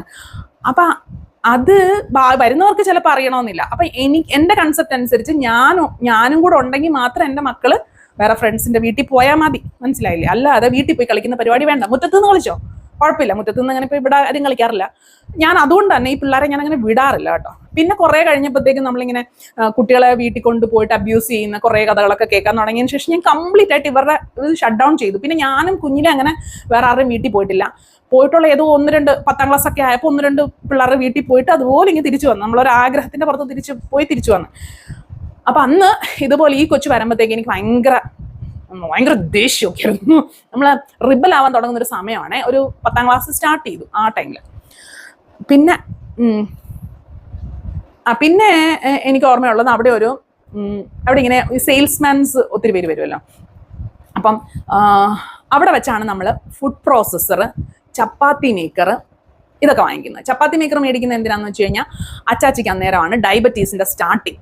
അപ്പം ഡോക്ടർ പറഞ്ഞു ചപ്പാത്തി കഴിക്കണം എന്ന് പറഞ്ഞപ്പോൾ കംപ്ലീറ്റ് എല്ലാവരുടെയും വൈകിട്ടത്തെ ഡിന്നർ ചപ്പാത്തി ആക്കി കഴിഞ്ഞു. അപ്പൊ ചപ്പാത്തി എപ്പോഴും പരത്താൻ വയ്യാത്തതുകൊണ്ട് അച്ചാച്ചി ചപ്പാത്തി മേക്കർ, അച്ചാച്ചിയുടെ ഓഫീസിൽ വന്നതോ അങ്ങനെ എങ്ങാണ്ടാണ്. അത് നമുക്ക് ഓക്കെ ആയിട്ട് തോന്നി, നമ്മൾ യൂസ് ചെയ്തു. അപ്പൊ എങ്ങനെയാന്ന് വെച്ച് കഴിഞ്ഞാൽ വൈകിട്ട് 6 മണിയാകുമ്പോൾ അമ്മച്ചി നല്ല അടിപൊളി ഒരു കുറുമക്കറി വെക്കും. ചിലപ്പോൾ കോളിഫ്ലവർ ഒക്കെ ഇട്ടത്, ചിലപ്പോൾ അല്ലാണ്ട് വരട്ടിയൊക്കെ എടുത്ത് നല്ല ടേസ്റ്റ് ഉള്ള നല്ല കുറുകുറായിരിക്കുന്ന കുറുമക്കറി. ഈ കുറുമക്കറി വൈകിട്ട് ചൂടോടെ ഉണ്ടാക്കി വെച്ചിട്ട് നമ്മളെല്ലാവരും ഒരു 7 മണി 8 മണിയൊക്കെ ആകുമ്പോഴത്തേക്കും തന്നെ അമ്മച്ചി അങ്ങോട്ടൊരു സൈഡിലിരുന്ന് ഇതങ്ങോട്ട് പരത്തുന്നു, ഞെക്കുന്നു, ഉണ്ടാക്കുന്നു. അപ്പൊ ഇങ്ങനെ ചൂടോടെ നമ്മൾ മറ്റേ ദോശ ഉണ്ടാക്കി കഴിക്കുന്ന കണക്കാണ് എല്ലാവരും ചുറ്റും ഇരുന്ന് പെട്ടെന്ന് നമ്മളത് ആ ചൂടോടെ കഴിക്കണം. അല്ലെങ്കിൽ പിന്നെ കുറച്ചു നേരം കഴിഞ്ഞാൽ അത് റബ്ബർ പോലെ ആവും. അപ്പൊ ചൂടോടെ ഈ കറിയുടെ കൂടെ കഴിക്കാൻ നല്ല ബെസ്റ്റാണ്. അതിനുശേഷം നമ്മൾ ഈ ചപ്പാത്തി മേക്കർ എല്ലാവർക്കും ഗിഫ്റ്റ് ആയിട്ട് കൊടുക്കാൻ തുടങ്ങി. മറ്റേ എന്തെങ്കിലും ഒരു ചടങ്ങുണ്ടെങ്കിൽ, ഒരു കല്യാണത്തിന് വിളിച്ചാൽ, ഒരു പാലുകാച്ചിന് വിളിച്ചാൽ ഞങ്ങൾ ഗിഫ്റ്റ് കൊടുക്കുന്നത് ഈ ചപ്പാത്തി മേക്കർ. പിന്നെ ഈ ചപ്പാത്തി കുഴയ്ക്കാൻ അമ്മച്ചിക്ക് കൈക്ക് ബലം കുറവായി വന്നു കഴിഞ്ഞപ്പോഴത്തേക്ക് അങ്ങാണ്ടാന്ന് തോന്നുന്നു നമ്മൾ ഫുഡ് പ്രോസസ്സർ മേടിക്കുന്നത്. അത് കുറേ നാളുണ്ടായിരുന്നു. അപ്പോൾ പിന്നെ അപ്പം ഇതൊക്കെ കൊണ്ട് ഈ ഫുഡ് പ്രോസസ്സർ, അതുപോലെ റൈസ് കുക്കർ, ഇതുപോലുള്ള സാധനങ്ങൾ കൊണ്ടുവരുമ്പോൾ ഇവരൊരു ഡെമോ കാണിക്കുമല്ലോ. അപ്പൊ ഈ ഡെമോ കാണിക്കാനായിട്ട് വരുന്ന പയ്യന്മാരെ വെച്ചിട്ട് എനിക്ക് തോന്നുന്നു ദീപവും ദീപ്തിയാന്ന് തോന്നുന്നു. ദീപനെ കെട്ടാൻ പോകുന്ന ആള് വന്നേക്കുന്നു, ദീപനെ കെട്ടാൻ പോകുന്നു. അപ്പൊ എനിക്ക് ഇവന്മാരെ കാണുമ്പോഴേ എനിക്ക് കലിയായിരുന്നു. അങ്ങനെ ഫുഡ് പ്രോസസ്സർ കൊണ്ടുവന്നൊക്കെ ഫുഡ് പ്രോസസ്സർ വാസ് ഓക്കെ. പക്ഷെ റൈസ് കുക്കർ കൊണ്ടുവന്നിട്ട് നമ്മുടെ റൈസ് എല്ലാം ചതഞ്ഞ് ചമ്മന്തി കണക്കാണ് ആയി വന്നത്, ശരിയായില്ല. പക്ഷെ അങ്ങേരന്ന് ഉണ്ടാക്കിയ ഒരു റവ കേസരി ഉണ്ട്. അയാൾ വന്നിട്ട് നമ്മുടെ കയ്യിൽ നിന്ന് റവയും മറ്റേ പഞ്ചസാരയും നെയ്യും കൂടെ മേടിച്ചിട്ട് അയാൾ ഒരു കുക്കറി ഷോ അങ്ങോട്ട് ചെയ്ത് കഴിച്ചു നോക്കി നമ്മളങ്ങ് വീണ് ഫ്ലാറ്റ് ആയി പോയി, മനസ്സിലായില്ലേ. അതുപോലെ തന്നെ യുറേക്ക ഫോബ്സിന്റെ വാക്യൂം ക്ലീനർ, അതെനിക്ക് തോന്നുന്നു ആദ്യത്തെ വീട്ടിൽ തന്നെ ഉണ്ടായിരുന്നു. അതും ഇതുപോലെ ഒരു ഡെമോ ഒക്കെ കൊണ്ടുവന്ന് കാണിച്ച് നമ്മൾ വാങ്ങിച്ചു. അപ്പൊ ഇവർ ഈ വീട്ടിൽ കൊണ്ടുവന്ന് ഡെമോ കാണിച്ചു കഴിയുമ്പോൾ നമ്മൾ കംപ്ലീറ്റ്ലി വീഴും. പക്ഷെ നമ്മൾ ഉണ്ടാക്കി തുടങ്ങുമ്പോൾ ഇതുപോലെ ഒന്നും ഉണ്ടാക്കാൻ പറ്റത്തില്ല. അപ്പൊ അന്ന് എനിക്ക് തോന്നി ഈ റൈസ് കുക്കർ മേടിച്ചിട്ട് ഇങ്ങനെ ഇവിടെ വീട്ടിൽ വെച്ചിട്ട് 2 ദിവസം കഴിഞ്ഞിട്ട് അയാൾ വരാമെന്ന് പറഞ്ഞ് തിരിച്ചു വന്നപ്പോൾ നമ്മൾ പറഞ്ഞില്ല, നമ്മൾ റൈസ് ഉണ്ടാക്കിയിട്ട് ശരിയാവുന്നില്ല, കൊണ്ടുപോയിക്കോന്ന് പറഞ്ഞപ്പോൾ അയാൾ കൊണ്ടുപോയില്ല.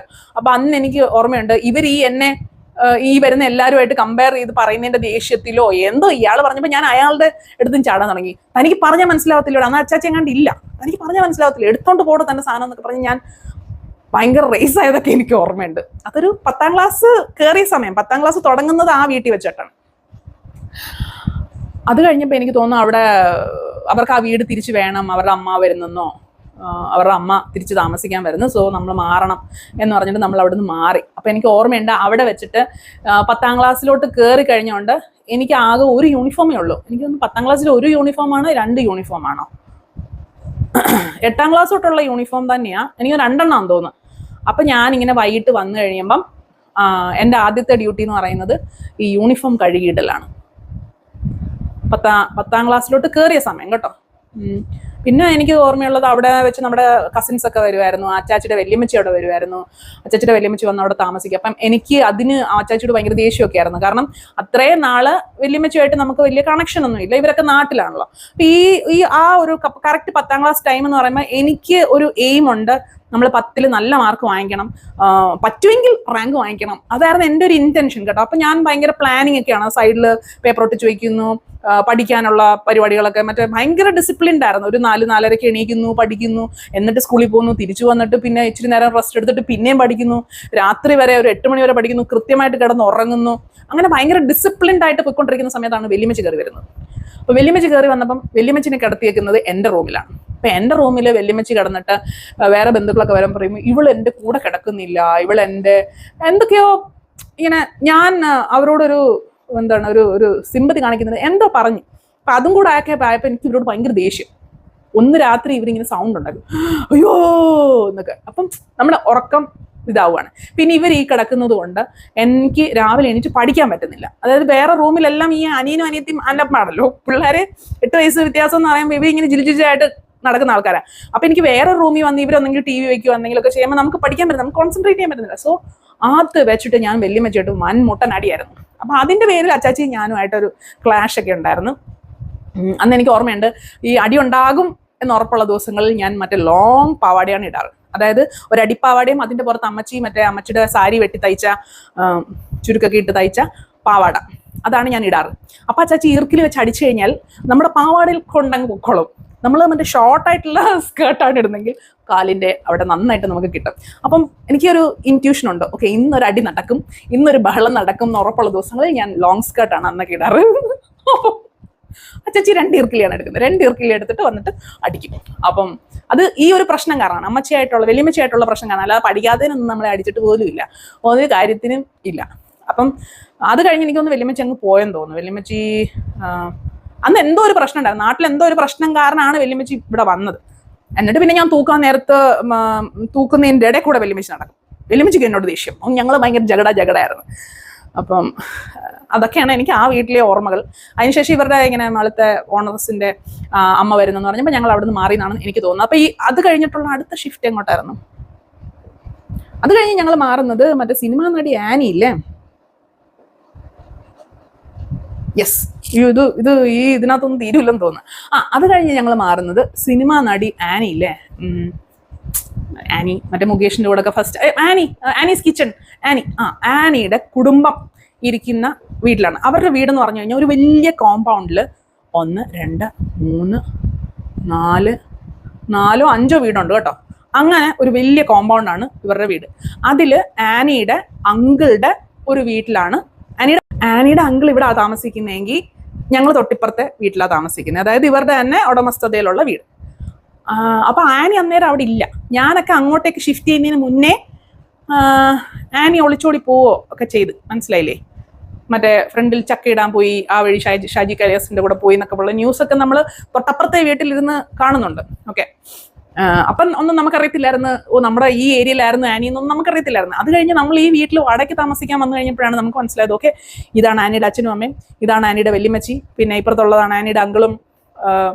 അങ്ങനെ ഒരു ഇത് മനസ്സിലായി. ഈ വീട്ടിലെന്ന് പറഞ്ഞു കഴിഞ്ഞാൽ ഗ്രില്ല, കംപ്ലീറ്റ് ഗ്രില്ല ആദ്യം. പിന്നെ നമ്മൾ കയറുന്ന അടുത്തോട്ടാണെങ്കിലും നമ്മളിങ്ങനെ ഈ ലിഫ്റ്റിലൊക്കെ കയറുമ്പോൾ ഇങ്ങനെ ഷട്ടർ വലിച്ചിടുന്ന പോലത്തെ ഗ്രില്ലില്ല, അതാണ് നമ്മുടെ വാതിലടയ്ക്കുന്ന സംഭവം. പിന്നെ ഫുള്ള് ഗ്രില്ല്. അപ്പം നമ്മളൊരു സാരി വെട്ടിത്തയ്ച്ച് ആ ഗ്രില്ല് കംപ്ലീറ്റ് ഇങ്ങനെ ദൂരെ നിന്ന് കാണുന്ന എല്ലാവർക്കും വീടിനകം മൊത്തം കാണാം, അതുപോലായിരുന്നു. പിന്നെ ഫുള്ള് ഗ്ലാസ്, വൈറ്റ് ഗ്ലാസിന്റെ വീടായിരുന്നു. അത് രസമുള്ളൊരു വീടായിരുന്നു, അതും റെഡ് ഓക്സൈഡ് ആയിരുന്നു. അപ്പം ഒത്തിരി കറങ്ങണം, ഒത്തിരി നടക്കണം. ഇങ്ങനെ അടുക്കള എന്നൊക്കെ പറഞ്ഞു കഴിഞ്ഞാൽ ഒത്തിരി വലിയൊരു അടുക്കള, നമ്മളിങ്ങനെ ഓടിക്കളിക്കാം ആ അടുക്കളയ്ക്കകത്ത്. അതുപോലൊരു വീടായിരുന്നു. അവിടെയാണ് ഞാൻ 10ാം ക്ലാസ് പരീക്ഷ എഴുതുന്നത്, പഠിക്കുന്നത്, 10ാം ക്ലാസ് പാസ്സാവുന്നതൊക്കെ അവിടെ വെച്ചാണ്. അവിടെ വരെ ഉണ്ടായിരുന്നുള്ളെന്ന് തോന്നുന്നു. അത് കഴിഞ്ഞ് നമ്മൾ അവിടെ നിന്നില്ല. യെസ്. അപ്പം ഈ വീട്ടിൽ എനിക്ക് ഓർമ്മയെന്ന് വെച്ച് കഴിഞ്ഞാൽ, ഈ വീട്ടിലാണ് എനിക്ക് നല്ല ഓർമ്മയുള്ളത് ദീപു എന്നെ ഗ്ലാസ് എടുത്ത് എറിയാൻ, ഞാൻ ഓടുന്നതും ഏതെങ്കിലും ഒരു മുറിച്ച് നടച്ച് ഇരിക്കുന്നതും ഈവൻ ഗ്ലാസ് കൊണ്ട് എറിയാൻ വരുന്നതും ഒക്കെ. പിന്നെ അവിടെ വെച്ചിട്ടാണ് ഞാൻ 10ാം ക്ലാസ് കഴിഞ്ഞല്ലോ. 10ാം ക്ലാസ് കഴിഞ്ഞ സമയത്താണ്, 10ാം ക്ലാസ് പരീക്ഷയ്ക്കിടെ എന്നൊക്കെ നമ്മൾ പഠിക്കുന്നു. പിന്നെ പ്രഷറാണല്ലോ, പ്രഷർ കാരണം ഞാൻ ഇംഗ്ലീഷ് പരീക്ഷയുടെയൊക്കെ തലേന്ന് തലയിറങ്ങി ഒരു ചാരുകസേരയൊക്കെ, എനിക്ക് അച്ചാച്ചിക്ക് ഒരു ചാരുകസേര ഉണ്ടായിരുന്നു, ആ ചാരുകസേരയെ കിടന്നുകൊണ്ടൊക്കെ ഞാൻ പഠിച്ചുകൊണ്ടിരുന്നത്. കാരണം എനിക്ക് തല പൊങ്ങുന്നില്ല, തലവേദന, തലകറക്കം, ഛർദ്ദിക്കാൻ വരുന്നു, തലേന്ന് നല്ല പനി, ഇങ്ങനെയൊക്കെ പോയിട്ടാണ് പരീക്ഷ, മലയാളം പരീക്ഷ, ഇംഗ്ലീഷ് പരീക്ഷയൊക്കെ സ്റ്റാർട്ടിങ് ഒക്കെ പോകുന്നത്. അത് കഴിഞ്ഞപ്പോൾ എനിക്ക് മനസ്സിലായി, ഓക്കെ ഞാൻ ഈ പ്രിപ്പയർ ചെയ്തൊന്നും നടക്കാൻ പോകുന്നില്ല, എനിക്ക് മാർക്കൊന്നും കിട്ടത്തില്ല, ഞാൻ കംപ്ലീറ്റ് തോറ്റു പോകും. അതുമല്ല എഴുതാൻ പോകുമ്പോന്ന് വെച്ച് കഴിഞ്ഞാൽ എൻ്റെ നോർമൽ ഹാൻഡ് റൈറ്റിംഗ് ഒക്കെ പോയിട്ട് എന്തോ ഒരു വൃത്തികെട്ട ഹാൻഡ് റൈറ്റിംഗ്, അതായത് ആ പേപ്പറിൽ എഴുതിയിട്ടൊരു സുഖമില്ലായിരുന്നു. 10ാം ക്ലാസ് പരീക്ഷയുടെ അവർ തരുന്ന പേപ്പറാണല്ലോ, അതിൽ എഴുതിയിട്ട് എന്ത് കാക്കിരി പൂക്കിരി ഒക്കെ ആയിപ്പോണം. അപ്പൊ നമുക്ക് തന്നെ സകല കോൺഫിഡൻസും പോയി, അതായത് ഞാൻ ഉദ്ദേശിച്ചൊന്നും കിട്ടൂല അങ്ങനെയൊക്കെ. അതപ്പോൾ ഞാൻ കംപ്ലീറ്റ് ഉഴപ്പി. എനിക്ക് തോന്നുന്നു ഞാൻ ക്രിക്കറ്റൊക്കെ കണ്ട്, അന്ന് നമ്മൾ ക്രിക്കറ്റൊക്കെ ആണെന്നല്ലോ ഫേമസ് സംഭവം. അപ്പം ക്രിക്കറ്റ് എല്ലാം കണ്ട് അന്ന് നമ്മുടെ ആരൊക്കെയാണ് അന്നായിരുന്നോ, ഈ റോബിൻ സിംഗ് അങ്ങനെയുള്ളവരൊക്കെ എനിക്ക് ഓർമ്മയുള്ളൂ. സച്ചിനൊക്കെ ആ ടൈമിലുണ്ട്, പിന്നെ ഗാംഗുലി ഉണ്ട്, അവരൊക്കെ മറന്നുപോയി ആരൊക്കെയാണെന്ന്. ആരാണ്ടൊക്കെ ഉണ്ടായിരുന്നു. മറ്റേ സിക്ക് കാരനുണ്ടല്ലോ, അങ്ങേരുണ്ട്, ഇതൊക്കെ പേരൊക്കെ മറന്നു കേട്ടോ. അപ്പൊ അത് കാണും. പിന്നെ എനിക്കൊന്ന് 10ാം ക്ലാസ് പരീക്ഷയുടെ തലേന്നായിരുന്നു ഫ്രണ്ട്സ് സിനിമ നമ്മൾ ടി വിയിൽ വരുന്നത്. അപ്പൊ അതൊക്കെ കാണാതെ നമുക്ക് പോകാൻ പറ്റുമോ? സോ ഞാൻ അതൊക്കെ കണ്ട് സമാധാനത്തിലൊക്കെയാണ് പോയി പരീക്ഷ എഴുതിക്കൊണ്ടിരുന്നത്. പിന്നെ ഓർമ്മയുണ്ടോ ഡെൻവർ, നമ്മൾ ഈ സിനിമയ്ക്ക് തൊട്ട് മുമ്പായിട്ട് ഒരു അരമണിക്കൂർ ഒരു കാർട്ടൂൺ ഉണ്ടല്ലോ, ഡെൻവർ എന്ന് പറഞ്ഞിട്ടൊരു, ഡെൻവർ ദ ലാസ്റ്റ് ഡൈനോസർ അല്ലേ, ആ ഒരു മറ്റൊരു കണ്ണാടിക്കാരനൊക്കെ ഉള്ളൊരു കാർട്ടൂൺ. ആ കാർട്ടൂണൊക്കെ കണ്ട് സമാധാനത്തിലൊക്കെയാണ് ഞാൻ പോയി പരീക്ഷ എഴുതിയത്. ബട്ട് അന്ന് എനിക്ക് ഓർമ്മയുള്ളത്, ഞാൻ പരീക്ഷയ്ക്ക് പഠിക്കുന്നത് ഈ ഒരു ഗ്രില്ലിട്ട ഒരു സ്ഥലത്താണ്. അതിൽ ഇങ്ങനെ ചാരുകസേരയിട്ട് ഞാൻ അവിടെ ഇരുന്ന് ഇങ്ങനെ പഠിത്തത്തിൻ്റെ ഇടയിൽ എന്തോ ഒരു സൗണ്ട് കിട്ടി. ഞാനിങ്ങനെ സൈഡിലോട്ട് നോക്കിയപ്പോൾ നമ്മുടെ ഗ്രില്ലിൽ കൂടെ ഒരു പാമ്പ് എഴഞ്ഞ് അകത്ത് പോയി, നമ്മുടെ ബെഡ്റൂമിനകത്ത് കൂടെ പോയിട്ട് പിന്നെ അകത്ത് ഉള്ള ബാത്റൂമിനകത്ത് കയറി. അവസാനം അമ്മച്ചി ഞാൻ മാത്രമേ ഉള്ളൂ. പിന്നെ ഇപ്പുറത്തുള്ള ആനിയുടെ കസിനാണ് വന്നിട്ട് ഒരു വിധത്തിൽ, അപ്പൊ അതെന്ന് പറഞ്ഞാൽ റെഡ് ഓക്സൈഡ് ആണ് നമ്മുടെ വീടെങ്കിൽ, തറ മറ്റേ പരുക്കനിട്ട തറയാണ് ബാത്റൂമിന്റെ തറ. അപ്പൊ അതിൽ എവിടെ കൂടെ വേണമെങ്കിലും പാമ്പ് വരാം. പക്ഷെ ഈ പാമ്പ് നമ്മുടെ കണ്ണിന് മുന്നിൽ കൂടെ തന്നെ പോയി അവിടെ പോയി നമ്മുടെ വാഷിംഗ് മെഷീന്റെ, നമ്മൾ സെമി ഓട്ടോമാറ്റിക്കും അല്ലല്ലോ സംഭവം, അതെ സെമി ഓട്ടോമാറ്റിക് ആണ്. അത് ഒരിടത്ത് ഇങ്ങനെ കറങ്ങും, മറ്റിടത്ത് നമുക്കൊരു ഡ്രയർ ഉണ്ട്. ആ ഡ്രയർ ഇങ്ങനെ ഇരിക്കുന്ന ഒരു സാധനമാണല്ലോ. അപ്പൊ എത്രയൊക്കെ തട്ടി നോക്കിയിട്ട് ഈ പാമ്പിനെ കാണുന്നത്, ചേരയായിരുന്നു സംഭവം, പാമ്പല്ല ചേരയാണ്. ബട്ട് സ്റ്റിൽ നമുക്ക് പേടിയാവുമല്ലോ. അപ്പൊ ഇത് ആ ഡ്രയർ ഇല്ലേ ഇങ്ങനെ ഇരിക്കുന്ന സാധനം, അതിൻ്റെ അകത്ത് കയറിയിരുന്നു. എന്നിട്ട് പിന്നെ ഈ കസിൻ ആനിയുടെ തന്നെ ഞങ്ങളുടെ ഓണറിന്റെ മോൻ വന്നിട്ട് ഒരു വിധത്തിൽ ഈ വാഷിംഗ് മെഷീൻ പുറത്തിട്ട് അതിനെ തല്ലിത്തകർപ്പണമാക്കിയിട്ടാണ് ആ സാധനം പുറത്തോട്ട് ഇറങ്ങിയത്. പിന്നെ അതിനെ തല്ലിക്കൊന്ന് കൊണ്ടുപോയി പറമ്പുണ്ടൊത്തിരി അവിടെ കൊണ്ടങ്ങിട്ട് കുഴിച്ചുമൂടി. ഓക്കെ, അതൊരു വലിയ ഒരു ഇൻസിഡന്റ് ആയിരുന്നു. പിന്നെ അവിടെ ഒത്തിരി പാമ്പിന്റെ ശല്യം ഉണ്ടായിരുന്നു. പിന്നെയുള്ള അവിടുത്തെ അപ്പൊ അവിടെ വെച്ചിട്ടാണ്, അപ്പൊ ആ 10ാം ക്ലാസ് ഒക്കെ കഴിഞ്ഞല്ലോ. 10ാം ക്ലാസ് കഴിഞ്ഞപ്പോഴാണ് ഞാൻ പയ്യെ തയ്യലിലേക്ക്, അന്ന് എനിക്കൊരു വനിതയുടെ ഒരു ചെറിയ കഷ്ണം കിട്ടും. വനിതയ്ക്കകത്ത് ഉണ്ടല്ലോ നമ്മൾ തയ്യൽ പങ്ക്തി എന്ന് പറഞ്ഞൊരു ഏരിയ ഉണ്ടല്ലോ, അതിൽ ഞാനൊരു ചുരിദാർ കണ്ട് എനിക്ക് ഇഷ്ടപ്പെട്ട്. അങ്ങനെയാണ് ഞാൻ പയ്യെ അമ്മച്ചിയുടെ സാരിയൊക്കെ ചോദിച്ച് തയ്ച്ച് ഒക്കെ കാണിച്ചു കഴിഞ്ഞപ്പോഴാണ് അമ്മച്ചി ഓക്കെ അടുത്തടുത്ത 100 രൂപയുടെ സാരി നമുക്ക് വാങ്ങിക്കാൻ കിട്ടും, ആ സാരിയൊക്കെ വാങ്ങിച്ചു തന്ന് നമ്മൾ തയ്യൽ പഠനത്തിലേക്ക് അല്ലെങ്കിൽ ആർട്ട് ആൻഡ് ക്രാഫ്റ്റിലേക്ക് തിരിയുന്നത്. അതിനുശേഷം എനിക്കൊന്ന് ആ സമയത്ത് തന്നെയാണ് ദീപുവിൻ്റെ അതിന് മുന്നേ എനിക്ക് തോന്നുന്നു ദീപ്തിയുടെയും ഫാൻസി ഡ്രസ്സിന്റെ സമയത്ത് നമ്മൾ ഇതുപോലെ വിരുതുകളൊക്കെ ഒപ്പിക്കാറുണ്ട്. നമ്മൾ എൻ്റെ ഡ്രസ്സൊക്കെ ഇട്ട് ഒപ്പിച്ച് മദാമയായിട്ടൊക്കെ വിട്ടിട്ടുണ്ട് അവളെ. പക്ഷെ കുറച്ച് ക്രിയേറ്റീവായിട്ട് നമ്മൾ ചെയ്യുന്നത് ദീപുവിൻ്റെ ഹനുമാൻ എന്ന് പറഞ്ഞ ഒരു ക്യാരക്ടറായിട്ട് വിടാനായിട്ട് കുറച്ച് കളർ പേപ്പർ, മുത്ത്, ഗദ, പിന്നെ അച്ചാച്ചിയുടെ വക ഓസ് വളച്ച് വാലുണ്ടാക്കി അതിൻ്റെ അറ്റത്ത് മറ്റേ തിരുപ്പൻ വെച്ച് വാലിൻ്റെ മറ്റേ പുറകിൽ കിടക്കുന്ന ആ സാധനം, പിന്നെ ഓസ് മറ്റേ സാറ്റിൻ റിബൺ വാങ്ങിച്ച് സെറ്റാക്കി അങ്ങനത്തെ ഭയങ്കര സംഭവങ്ങളൊക്കെ ആ വീട്ടിൽ വെച്ചിട്ടാണ് ആ പരിപാടികളൊക്കെ. ഞാൻ സമയം നോക്കുമായിരുന്നു, കുറച്ച് നീണ്ടു പോകുന്നുണ്ട്, നമുക്കിതിവിടെ വെച്ച് നിർത്തിയിട്ട്. കാരണം ഇനിയുണ്ട്, ഇപ്പോൾ എനിക്ക് തോന്നുന്നു 5ാമത്തെ വീടായതേ ഉള്ളൂ, ഇനിയും കിടക്കുന്ന വീടുകളെ പറ്റി പറയാനാണെങ്കിൽ തീരത്തില്ല. പിന്നെ അവിടെ വെച്ച് എന്നാൽ ദീപ്തിയുടെ ഓർമ്മകളൊന്നും എനിക്ക് ഓർമ്മയില്ല. ദീപ്തിക്ക് ഞാൻ ഇതുപോലെ ഡ്രസ്സുകളൊക്കെ തയ്ച്ചു തുടങ്ങുന്ന സമയമാണ്. ഞാൻ മറ്റേ എയർ ഹോസ്റ്റസിന്റെ പോലത്തെ ഡ്രസ്സൊക്കെ തയ്ച്ചിട്ടുണ്ട്. അത് ഞാനും അവളും മാറി മാറി ഇടുമായിരുന്നു. അതായത് അവൾക്ക് എന്നെക്കാളും പൊക്കം വ്യത്യാസം മാത്രമേ വരുന്നുള്ളൂ, സൈസ് നമ്മൾ രണ്ടുപേരും സെയിം ആയിരുന്നു. അവൾ ഇച്ചിരി വണ്ണം വെച്ചിരിക്കുകയാണ്, ഞാൻ മെലിഞ്ഞ ഒരാളായിരുന്നു. ആ ടൈമിൽ ഞാൻ മെലിഞ്ഞ ആളായിരുന്നു കേട്ടോ. അപ്പോൾ നമ്മൾ ഒരേ ഡ്രസ്സ് തയ്ച്ചു കഴിഞ്ഞാൽ രണ്ടുപേർക്കും പാകവും. അപ്പം അങ്ങനെ അതുപോലെ എനിക്കൊന്ന് 10ാം ക്ലാസ് പരീക്ഷയ്ക്ക് ശേഷം എനിക്ക് മാർക്ക് കിട്ടിയതിനെ ബേസ് ചെയ്തിട്ട് അമ്മച്ചി എനിക്ക് പ്രോമിസ് ചെയ്ത സാധനങ്ങളാണ് 3 പുതിയ ഡ്രസ്സ്. അതായത് 10ാം ക്ലാസ് വരെ എനിക്ക് 4-5 ഡ്രസ്സുകളേ ഉള്ളൂ. അതായത് സൺഡേ സ്കൂളിൽ പോകാൻ മാത്രം, അല്ലാതെ നമുക്ക് വേറെ ഫംഗ്ഷൻസിനൊന്നും പോകേണ്ട ആവശ്യമില്ല. കാരണം ഞങ്ങൾക്ക് ഇവിടെ ബന്ധുക്കളൊന്നും ഇല്ലാത്തതുകൊണ്ട് ഒരു ഫംഗ്ഷനും ഇല്ല, ഒരു കല്യാണം ഇല്ല, ഒന്നുമില്ല. ഞങ്ങൾ അങ്ങനത്തെ ഒരു പരിപാടിക്കും പോകാതെ വളർന്നത്. വല്ലപ്പോഴും കൂടിയിട്ട് നമ്മുടെ വളരെ ക്ലോസ് ആയിട്ടുള്ള അമ്മയുടെ അനിയൻ്റെയോ ആച്ചാച്ചിയുടെ എന്തെങ്കിലും ബന്ധുക്കളുടെ ഒക്കെ വളരെ അപൂർവമായിട്ട് എന്തെങ്കിലും ഒരു പരിപാടി വന്ന് നമ്മൾ പോയെങ്കിലായി. അല്ലെങ്കിൽ നമുക്ക് അങ്ങനെ യാതൊരു പരിപാടികളില്ലാത്തതുകൊണ്ട് എനിക്ക് ഡ്രസ്സൊന്നും ഇല്ല. എനിക്കൊരു 4 ഡ്രസ്സേ ഉള്ളൂ. അത് എനിക്ക് നല്ല കൃത്യമായിട്ട് ഓർമ്മയുണ്ട്. മിഡി ടോപ്പാണ്, ഒന്നൊരു അകത്ത് നല്ല ഇലക്ട്രിക് ബ്ലൂ കളർ ഒരു ടോപ്പ് വന്നിട്ട് അതിന് കോട്ടും പാവാടയും, ഇങ്ങനെ കറുപ്പിൽ നീല വരെയുള്ള ഒരെണ്ണം. പിന്നെ ഉള്ളത് വൈറ്റ് ആൻഡ് വൈറ്റ് വന്നിട്ട് ഭയങ്കര കളർഫുൾ ഒരു കടുവാകളി കളറിലെ ഒരു കോട്ട്. പിന്നെ ഒരു പീച്ച് ആൻഡ് പിന്നെ ചെക്ക് വരുന്ന ഒരു അംബ്രല കട്ട് ഒരു ഇത്, പിന്നെ ഒരെണ്ണം കൂടെ ഉണ്ട്. ഇത്രയേ ഉള്ളൂ, മനസ്സിലായില്ലേ? എവിടെ പിന്നെ ഒരു പച്ച കളർ ഒരു ടോപ്പും പിന്നെ വെൽവെറ്റിന്റെ ഒരു പാവാടയും, ഒരു മിഡി സ്കേർട്ട് പോലെ, ഒരു മിനി സ്കേർട്ട് പോലത്തെ ഒരു സാധനം. ബാക്കിയെല്ലാം അംബ്രല്ല സ്കേർട്ട്സ് ആണ്. ഇത്രേ ഉണ്ടായിരുന്നുള്ളൂ എനിക്ക്. അപ്പൊ ആ ഒരു ഇതിൽ നിന്നാണ് ഞാൻ അങ്ങോട്ട് ഡ്രസ്സ് തയ്ച്ചങ്ങോട്ട്, അല്ലെങ്കിൽ ഇപ്പോഴും എനിക്ക് ഈ ഡ്രസ്സിൽ മറ്റേ കൂടോത്രം ചെയ്ത കണക്ക് ഇത്ര ആക്രാന്തം എനിക്ക് തോന്നുന്നു. ഞാൻ കോളേജിൽ പഠിക്കാൻ പോകുന്ന സമയത്തോടടുപ്പിച്ച്, അതായത് ഞാൻ പ്രീ ഡിഗ്രിക്ക് ചേരുന്ന സമയത്താണ് ഈ തയ്യലിലേക്ക് ക്രേസ് കയറുന്നതും. തയ്ച്ച് നോക്കാനായിട്ട് അമ്മച്ചി എനിക്ക് അമ്മച്ചിയുടെ സാരികൾ, അമ്മച്ചിയുടെ ഓൾമോസ്റ്റ് എല്ലാ സാരികളും അമ്മച്ചി തന്നിട്ടുണ്ട്. അത് വെച്ച് പഠിക്കുന്നു. അത് പോരാഞ്ഞിട്ട് ഞാൻ പുറത്തുനിന്ന് 100 രൂപയ്ക്കൊക്കെ നമുക്ക് സാരി കിട്ടും. ഷിഫോൺ സാരീസ് നമുക്ക് വില കുറഞ്ഞ് കിട്ടും. പ്ലെയിൻ സാരി എടുക്കുന്നു, അതിൽ പടം വരയ്ക്കുന്നു, അതിൽ മുത്ത് പിടിപ്പിക്കുന്നു, സീക്വൻസ് തുന്നി പിടിപ്പിക്കുന്നു. വൻ പരിപാടികളായിരുന്നു. അപ്പൊ അത് എനിക്ക് ഇതൊരു റീസൺ ആണ്. ആകെപ്പാടെ 4 ഡ്രസ്സിൽ നിന്ന് നമ്മൾ മാക്സിമം നമ്മൾ കോളേജിൽ പ്രീ ഡിഗ്രിക്ക് ഫസ്റ്റ് പോകുമ്പം ഞാൻ നോക്കുമ്പം എൻ്റെ 4 ഡ്രസ്സ് തീരുവാണ്. ആദ്യത്തെ 4 ദിവസം കൊണ്ട് എൻ്റെ ഡ്രസ്സ് തീർന്നു. പിന്നെ എനിക്കിത് റിപ്പീറ്റ് ഇടാനേ ഉള്ളൂ. പക്ഷെ ഞാൻ ചില പിള്ളേരെയൊക്കെ നോക്കുമ്പം അവർ ഈ ഫസ്റ്റ് മന്ത് കഴിഞ്ഞിട്ടും അവരൊരു ഡ്രസ്സ് പോലും റിപ്പീറ്റ് ഇട്ടിട്ടില്ല. സോ അപ്പൊ ഇവരുടെ കയ്യിൽ എന്തോരം ഡ്രസ്സ് കാണും. അപ്പൊ നമുക്ക് ഭയങ്കര, അപ്പൊ എന്നെക്കാളും കുറഞ്ഞ ഡ്രസ്സുള്ള വെറും 2 ഡ്രസ്സുള്ള ആൾക്കാരെ എനിക്കറിയാം. പക്ഷെ നമ്മൾ അതൊന്നും അല്ല നോക്കുന്നത്, നമ്മൾ മുകളിലോട്ടാണ് നോക്കുന്നത്. എന്തുകൊണ്ട് എനിക്കില്ല? അപ്പം അമ്മ എന്നെ ഒത്തിരി ഹെൽപ്പ് ചെയ്ത് അച്ചാച്ചിയുടെ നിന്ന് അന്നപ്പം ഞാൻ പറഞ്ഞല്ലോ 10ാം ക്ലാസ് പരീക്ഷ കഴിയുമ്പോൾ എനിക്ക് 3 ഡ്രസ്സ് വാങ്ങിച്ചു തരും, പ്ലസ് ഒരു സ്വർണ്ണ മാല വാങ്ങിച്ചു തരും, പിന്നെ സ്കൂട്ടർ വാങ്ങിച്ചു, 2 വീലർ വാങ്ങിച്ചു തരും. ഇത് അമ്മയുടെ ഇതാണ്. അച്ചാച്ചി അത് ഇതാക്കണം. അപ്പൊ അച്ചാച്ചിയുടെ ഒരു ഫ്രണ്ടിന്റെ സ്കൂട്ടറാണ് ഇത്. അച്ചാച്ചിയുടെ ഫ്രണ്ടിന്റെ വൈഫിന്റെ സ്കൂട്ടറാണ് എനിക്ക് കിട്ടിയത്, സെക്കൻഡ് ഹാൻഡ് വണ്ടി. അത് തന്നിട്ട് ഞാൻ ആ ഏരിയയിലൊക്കെ ഓടിച്ച് പഠിക്കുമായിരുന്നു. ഓടിച്ച് അങ്ങനെ വീണിട്ടൊന്നുമില്ല, കാരണം സൈക്കിൾ ബാലൻസ് ഉള്ളതുകൊണ്ട് എനിക്ക് അത്യാവശ്യം അറിയാം. പക്ഷേ ഈ ആക്സിലറേറ്റർ റേസ് ചെയ്യുന്നത് കുറച്ച് പണിയായിരുന്നു. ഞാൻ എപ്പോഴും നമുക്ക് ബ്രേക്ക് പിടിക്കേണ്ടതിന് പകരം ആക്സിലറേറ്റർ റേസ് ചെയ്ത് കുറച്ച് പ്രശ്നത്തിലൊക്കെ ആക്കുമായിരുന്നു. എങ്കിൽ പോലും അത്യാവശ്യം ഒന്ന് ഓടിക്കാൻ പഠിച്ചതിന് ശേഷം ഞാൻ ആദ്യം ഈ ഇവരുടെ പറമ്പിൽ തന്നെ ഒത്തിരി സ്പേസ് ഉണ്ടല്ലോ, ഞാൻ അവിടെ ഇട്ട് കുറേ പഠിച്ചതിന് ശേഷം ഞാൻ പിന്നെ ജംഗ്ഷനിലോട്ടൊക്കെ ഇറങ്ങി പാല് മേടിക്കാനൊക്കെ സ്ഥിരം. അപ്പോൾ പിന്നെ എല്ലാവർക്കും അവിടെ പരിചയമായി.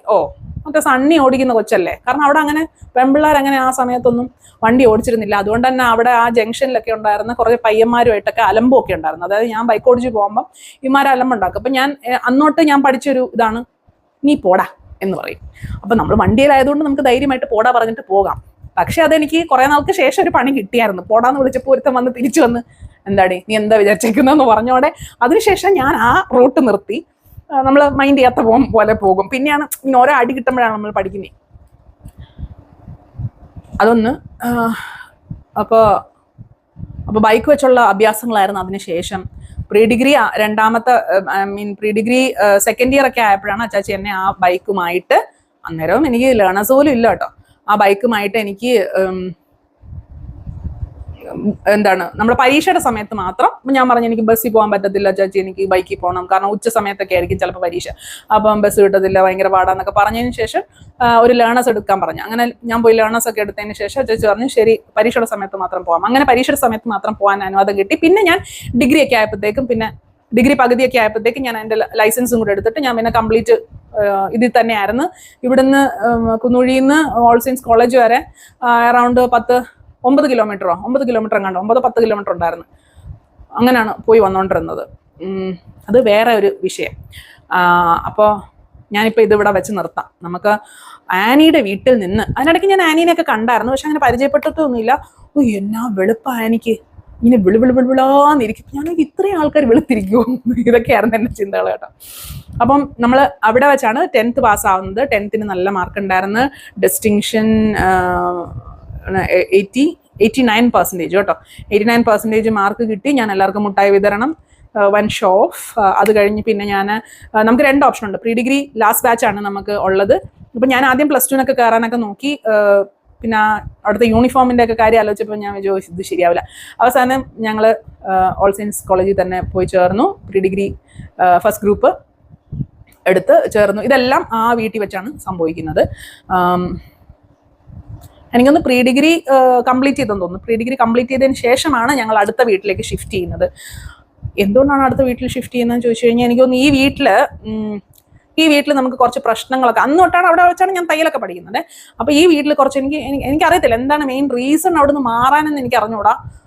എൻ്റെ ഓർമ്മയിൽ ആ വീട്ടിൽ ഈർപ്പം ഉണ്ടായിരുന്നു, നല്ലോണം ഈർപ്പം ഉണ്ടായിരുന്നു. കാരണം അത് ഇരിക്കുന്നതേ ഒരു ചതുപ്പ് പ്രദേശത്തായിരുന്നു.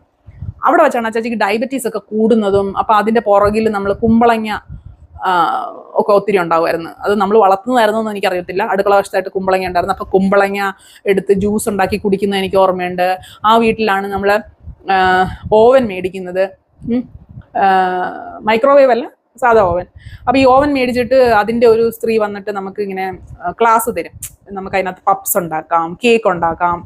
അപ്പോൾ ഓവൻ മേടിക്കുന്നത് നമ്മൾ കേക്ക് ഉണ്ടാക്കാനാണ്. നമ്മൾ സ്ഥിരം ക്രിസ്മസിൻ്റെ സമയത്ത് കേക്ക് ഉണ്ടാക്കി ഡിസ്ട്രിബ്യൂഷൻ നമ്മുടെ ഒരു പണ്ടോട്ടേ ഉള്ള അച്ചാച്ചിയുടെ ഒരു സ്വഭാവമാണ്. അതിൻ്റെ ബേസിലാണ് നമ്മൾ ഓവൻ മേടിക്കുന്നത്. ഓവൻ മേടിച്ചു കഴിഞ്ഞ് ഇത് ക്ലാസ് അറ്റൻഡ് ചെയ്യുന്നത് ഞാനാണ്. നമ്മുടെ വീട്ടിൽ വന്ന് അവർ ഉണ്ടാക്കി തരും. എല്ലാ സാധനങ്ങളും നമ്മൾ മേടിച്ചു വെക്കണം. അവർ വരും, ഉണ്ടാക്കും, അവരും കഴിയും, എന്നിട്ട് പോകും. അപ്പോൾ നമ്മൾ ഭയങ്കര സംഭവം തന്നെ. അപ്പോൾ അന്ന് എനിക്ക് ഓർമ്മയുണ്ട്, എൻ്റെ ഒരു ബുക്കിൽ ഞാനിങ്ങനെ എല്ലാ നോട്ട്സും ഒക്കെ എഴുതിയെടുക്കുന്ന, പപ്സ് ഉണ്ടാക്കുന്നത് എങ്ങനെയാണ്, പിന്നെ പിസ്സ ഉണ്ടാക്കി തന്നു അവർ. അത് കഴിഞ്ഞ് പിന്നെ ഇങ്ങനെ ഫ്രൈഡ് റൈസ് ഉണ്ടാക്കുന്നത് എങ്ങനെയാണെന്ന് പറഞ്ഞു തന്നു. പിന്നെ അങ്ങനെ എന്തൊക്കെയോ സാധനങ്ങൾ, കേക്ക് ഉണ്ടാക്കുന്നു, ഇതൊക്കെ ഇങ്ങനെ കാണിച്ചൊക്കെ തന്നു. അതിനുശേഷം പിന്നെ ഭയങ്കര കേക്ക് ഉണ്ടാക്കലായിരുന്നു. പിന്നെ വിപ്പിംഗ് ക്രീം ഇട്ടുള്ളതൊന്നുമല്ല, സാധാ മൈദ വെച്ചിട്ടുള്ള കേക്കുകൾ ഉണ്ടാക്കലൊക്കെ ഇടക്കാലത്ത്. പിന്നെ ഈ ഇത് മേടിച്ചു കഴിഞ്ഞിട്ട് പിന്നെ അയ്യോ ഇത് കറണ്ട് കൂടുതലാവും എന്ന് പറഞ്ഞ് ഉപയോഗിക്കുക, അതേ ഇരുന്നിട്ടുണ്ട്. പക്ഷെ അതൊക്കെ ഒരു മെമ്മറിയാണത്.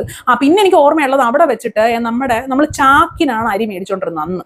അതായത് വലിയ ചാക്കില്ലേ, വലിയ ചാക്കിലാണ് അരി മേടിച്ചോണ്ടിരുന്നത്. നമ്മൾ എന്താവശ്യത്തിനാണ് അങ്ങനെ മേടിച്ചോണ്ടിരുന്നതെന്ന് എനിക്ക് അറിഞ്ഞൂടാ. അപ്പം അങ്ങനെ മേടിച്ച ചാക്ക് ഒരു തവണ മേടിച്ചപ്പം ഈ ചാക്ക് തറയിലാണ് വെച്ചേക്കുന്നത്. അതിങ്ങനെ പൂത്ത് പുഴു വരാൻ തുടങ്ങുമോ അങ്ങനെ എന്തോ ചെയ്തു. അപ്പോൾ അവിടെ ഈർപ്പത്തിൻ്റെ പ്രശ്നം കാരണം നമ്മുടെ സാധനങ്ങൾ ചീത്തയാവും. എന്തോ ഉണ്ട് എനിക്ക് ഓർമ്മയില്ല. അപ്പം അതൊക്കെ കൊണ്ടാണോ ഇനി അവിടുന്ന് വിട്ടു പോകുന്നതെന്ന് എനിക്ക് അറിഞ്ഞൂടാ. പിന്നെ പുറകുവശത്തൊക്കെ കാടായിരുന്നു, പാമ്പിൻ്റെ ശല്യം ഉണ്ടായിരുന്നു. ഇതെല്ലാം കൊണ്ടാണോ നമ്മൾ അവിടുന്ന് വിട്ടുപോയെന്ന് എനിക്ക് അറിഞ്ഞൂടാ. അതോ ഇത്രയും വലിയ പടവണ്ടാരം പോലത്തെ വീട് നമുക്ക് മെയിൻറ്റെയിൻ ചെയ്യാൻ പറ്റുന്നില്ല, അതൊക്കെയാണോന്ന് അറിയത്തില്ല. അപ്പം അങ്ങനെ നമ്മൾ ആ വീട് വിട്ട് നമ്മൾ അടുത്ത ഒരു വീട്ടിലേക്ക് പോവുകയാണ്. അത് നമുക്ക് അടുത്ത എപ്പിസോഡിൽ നമുക്ക് കേൾക്കാവുന്നതാണ്. ബൈ.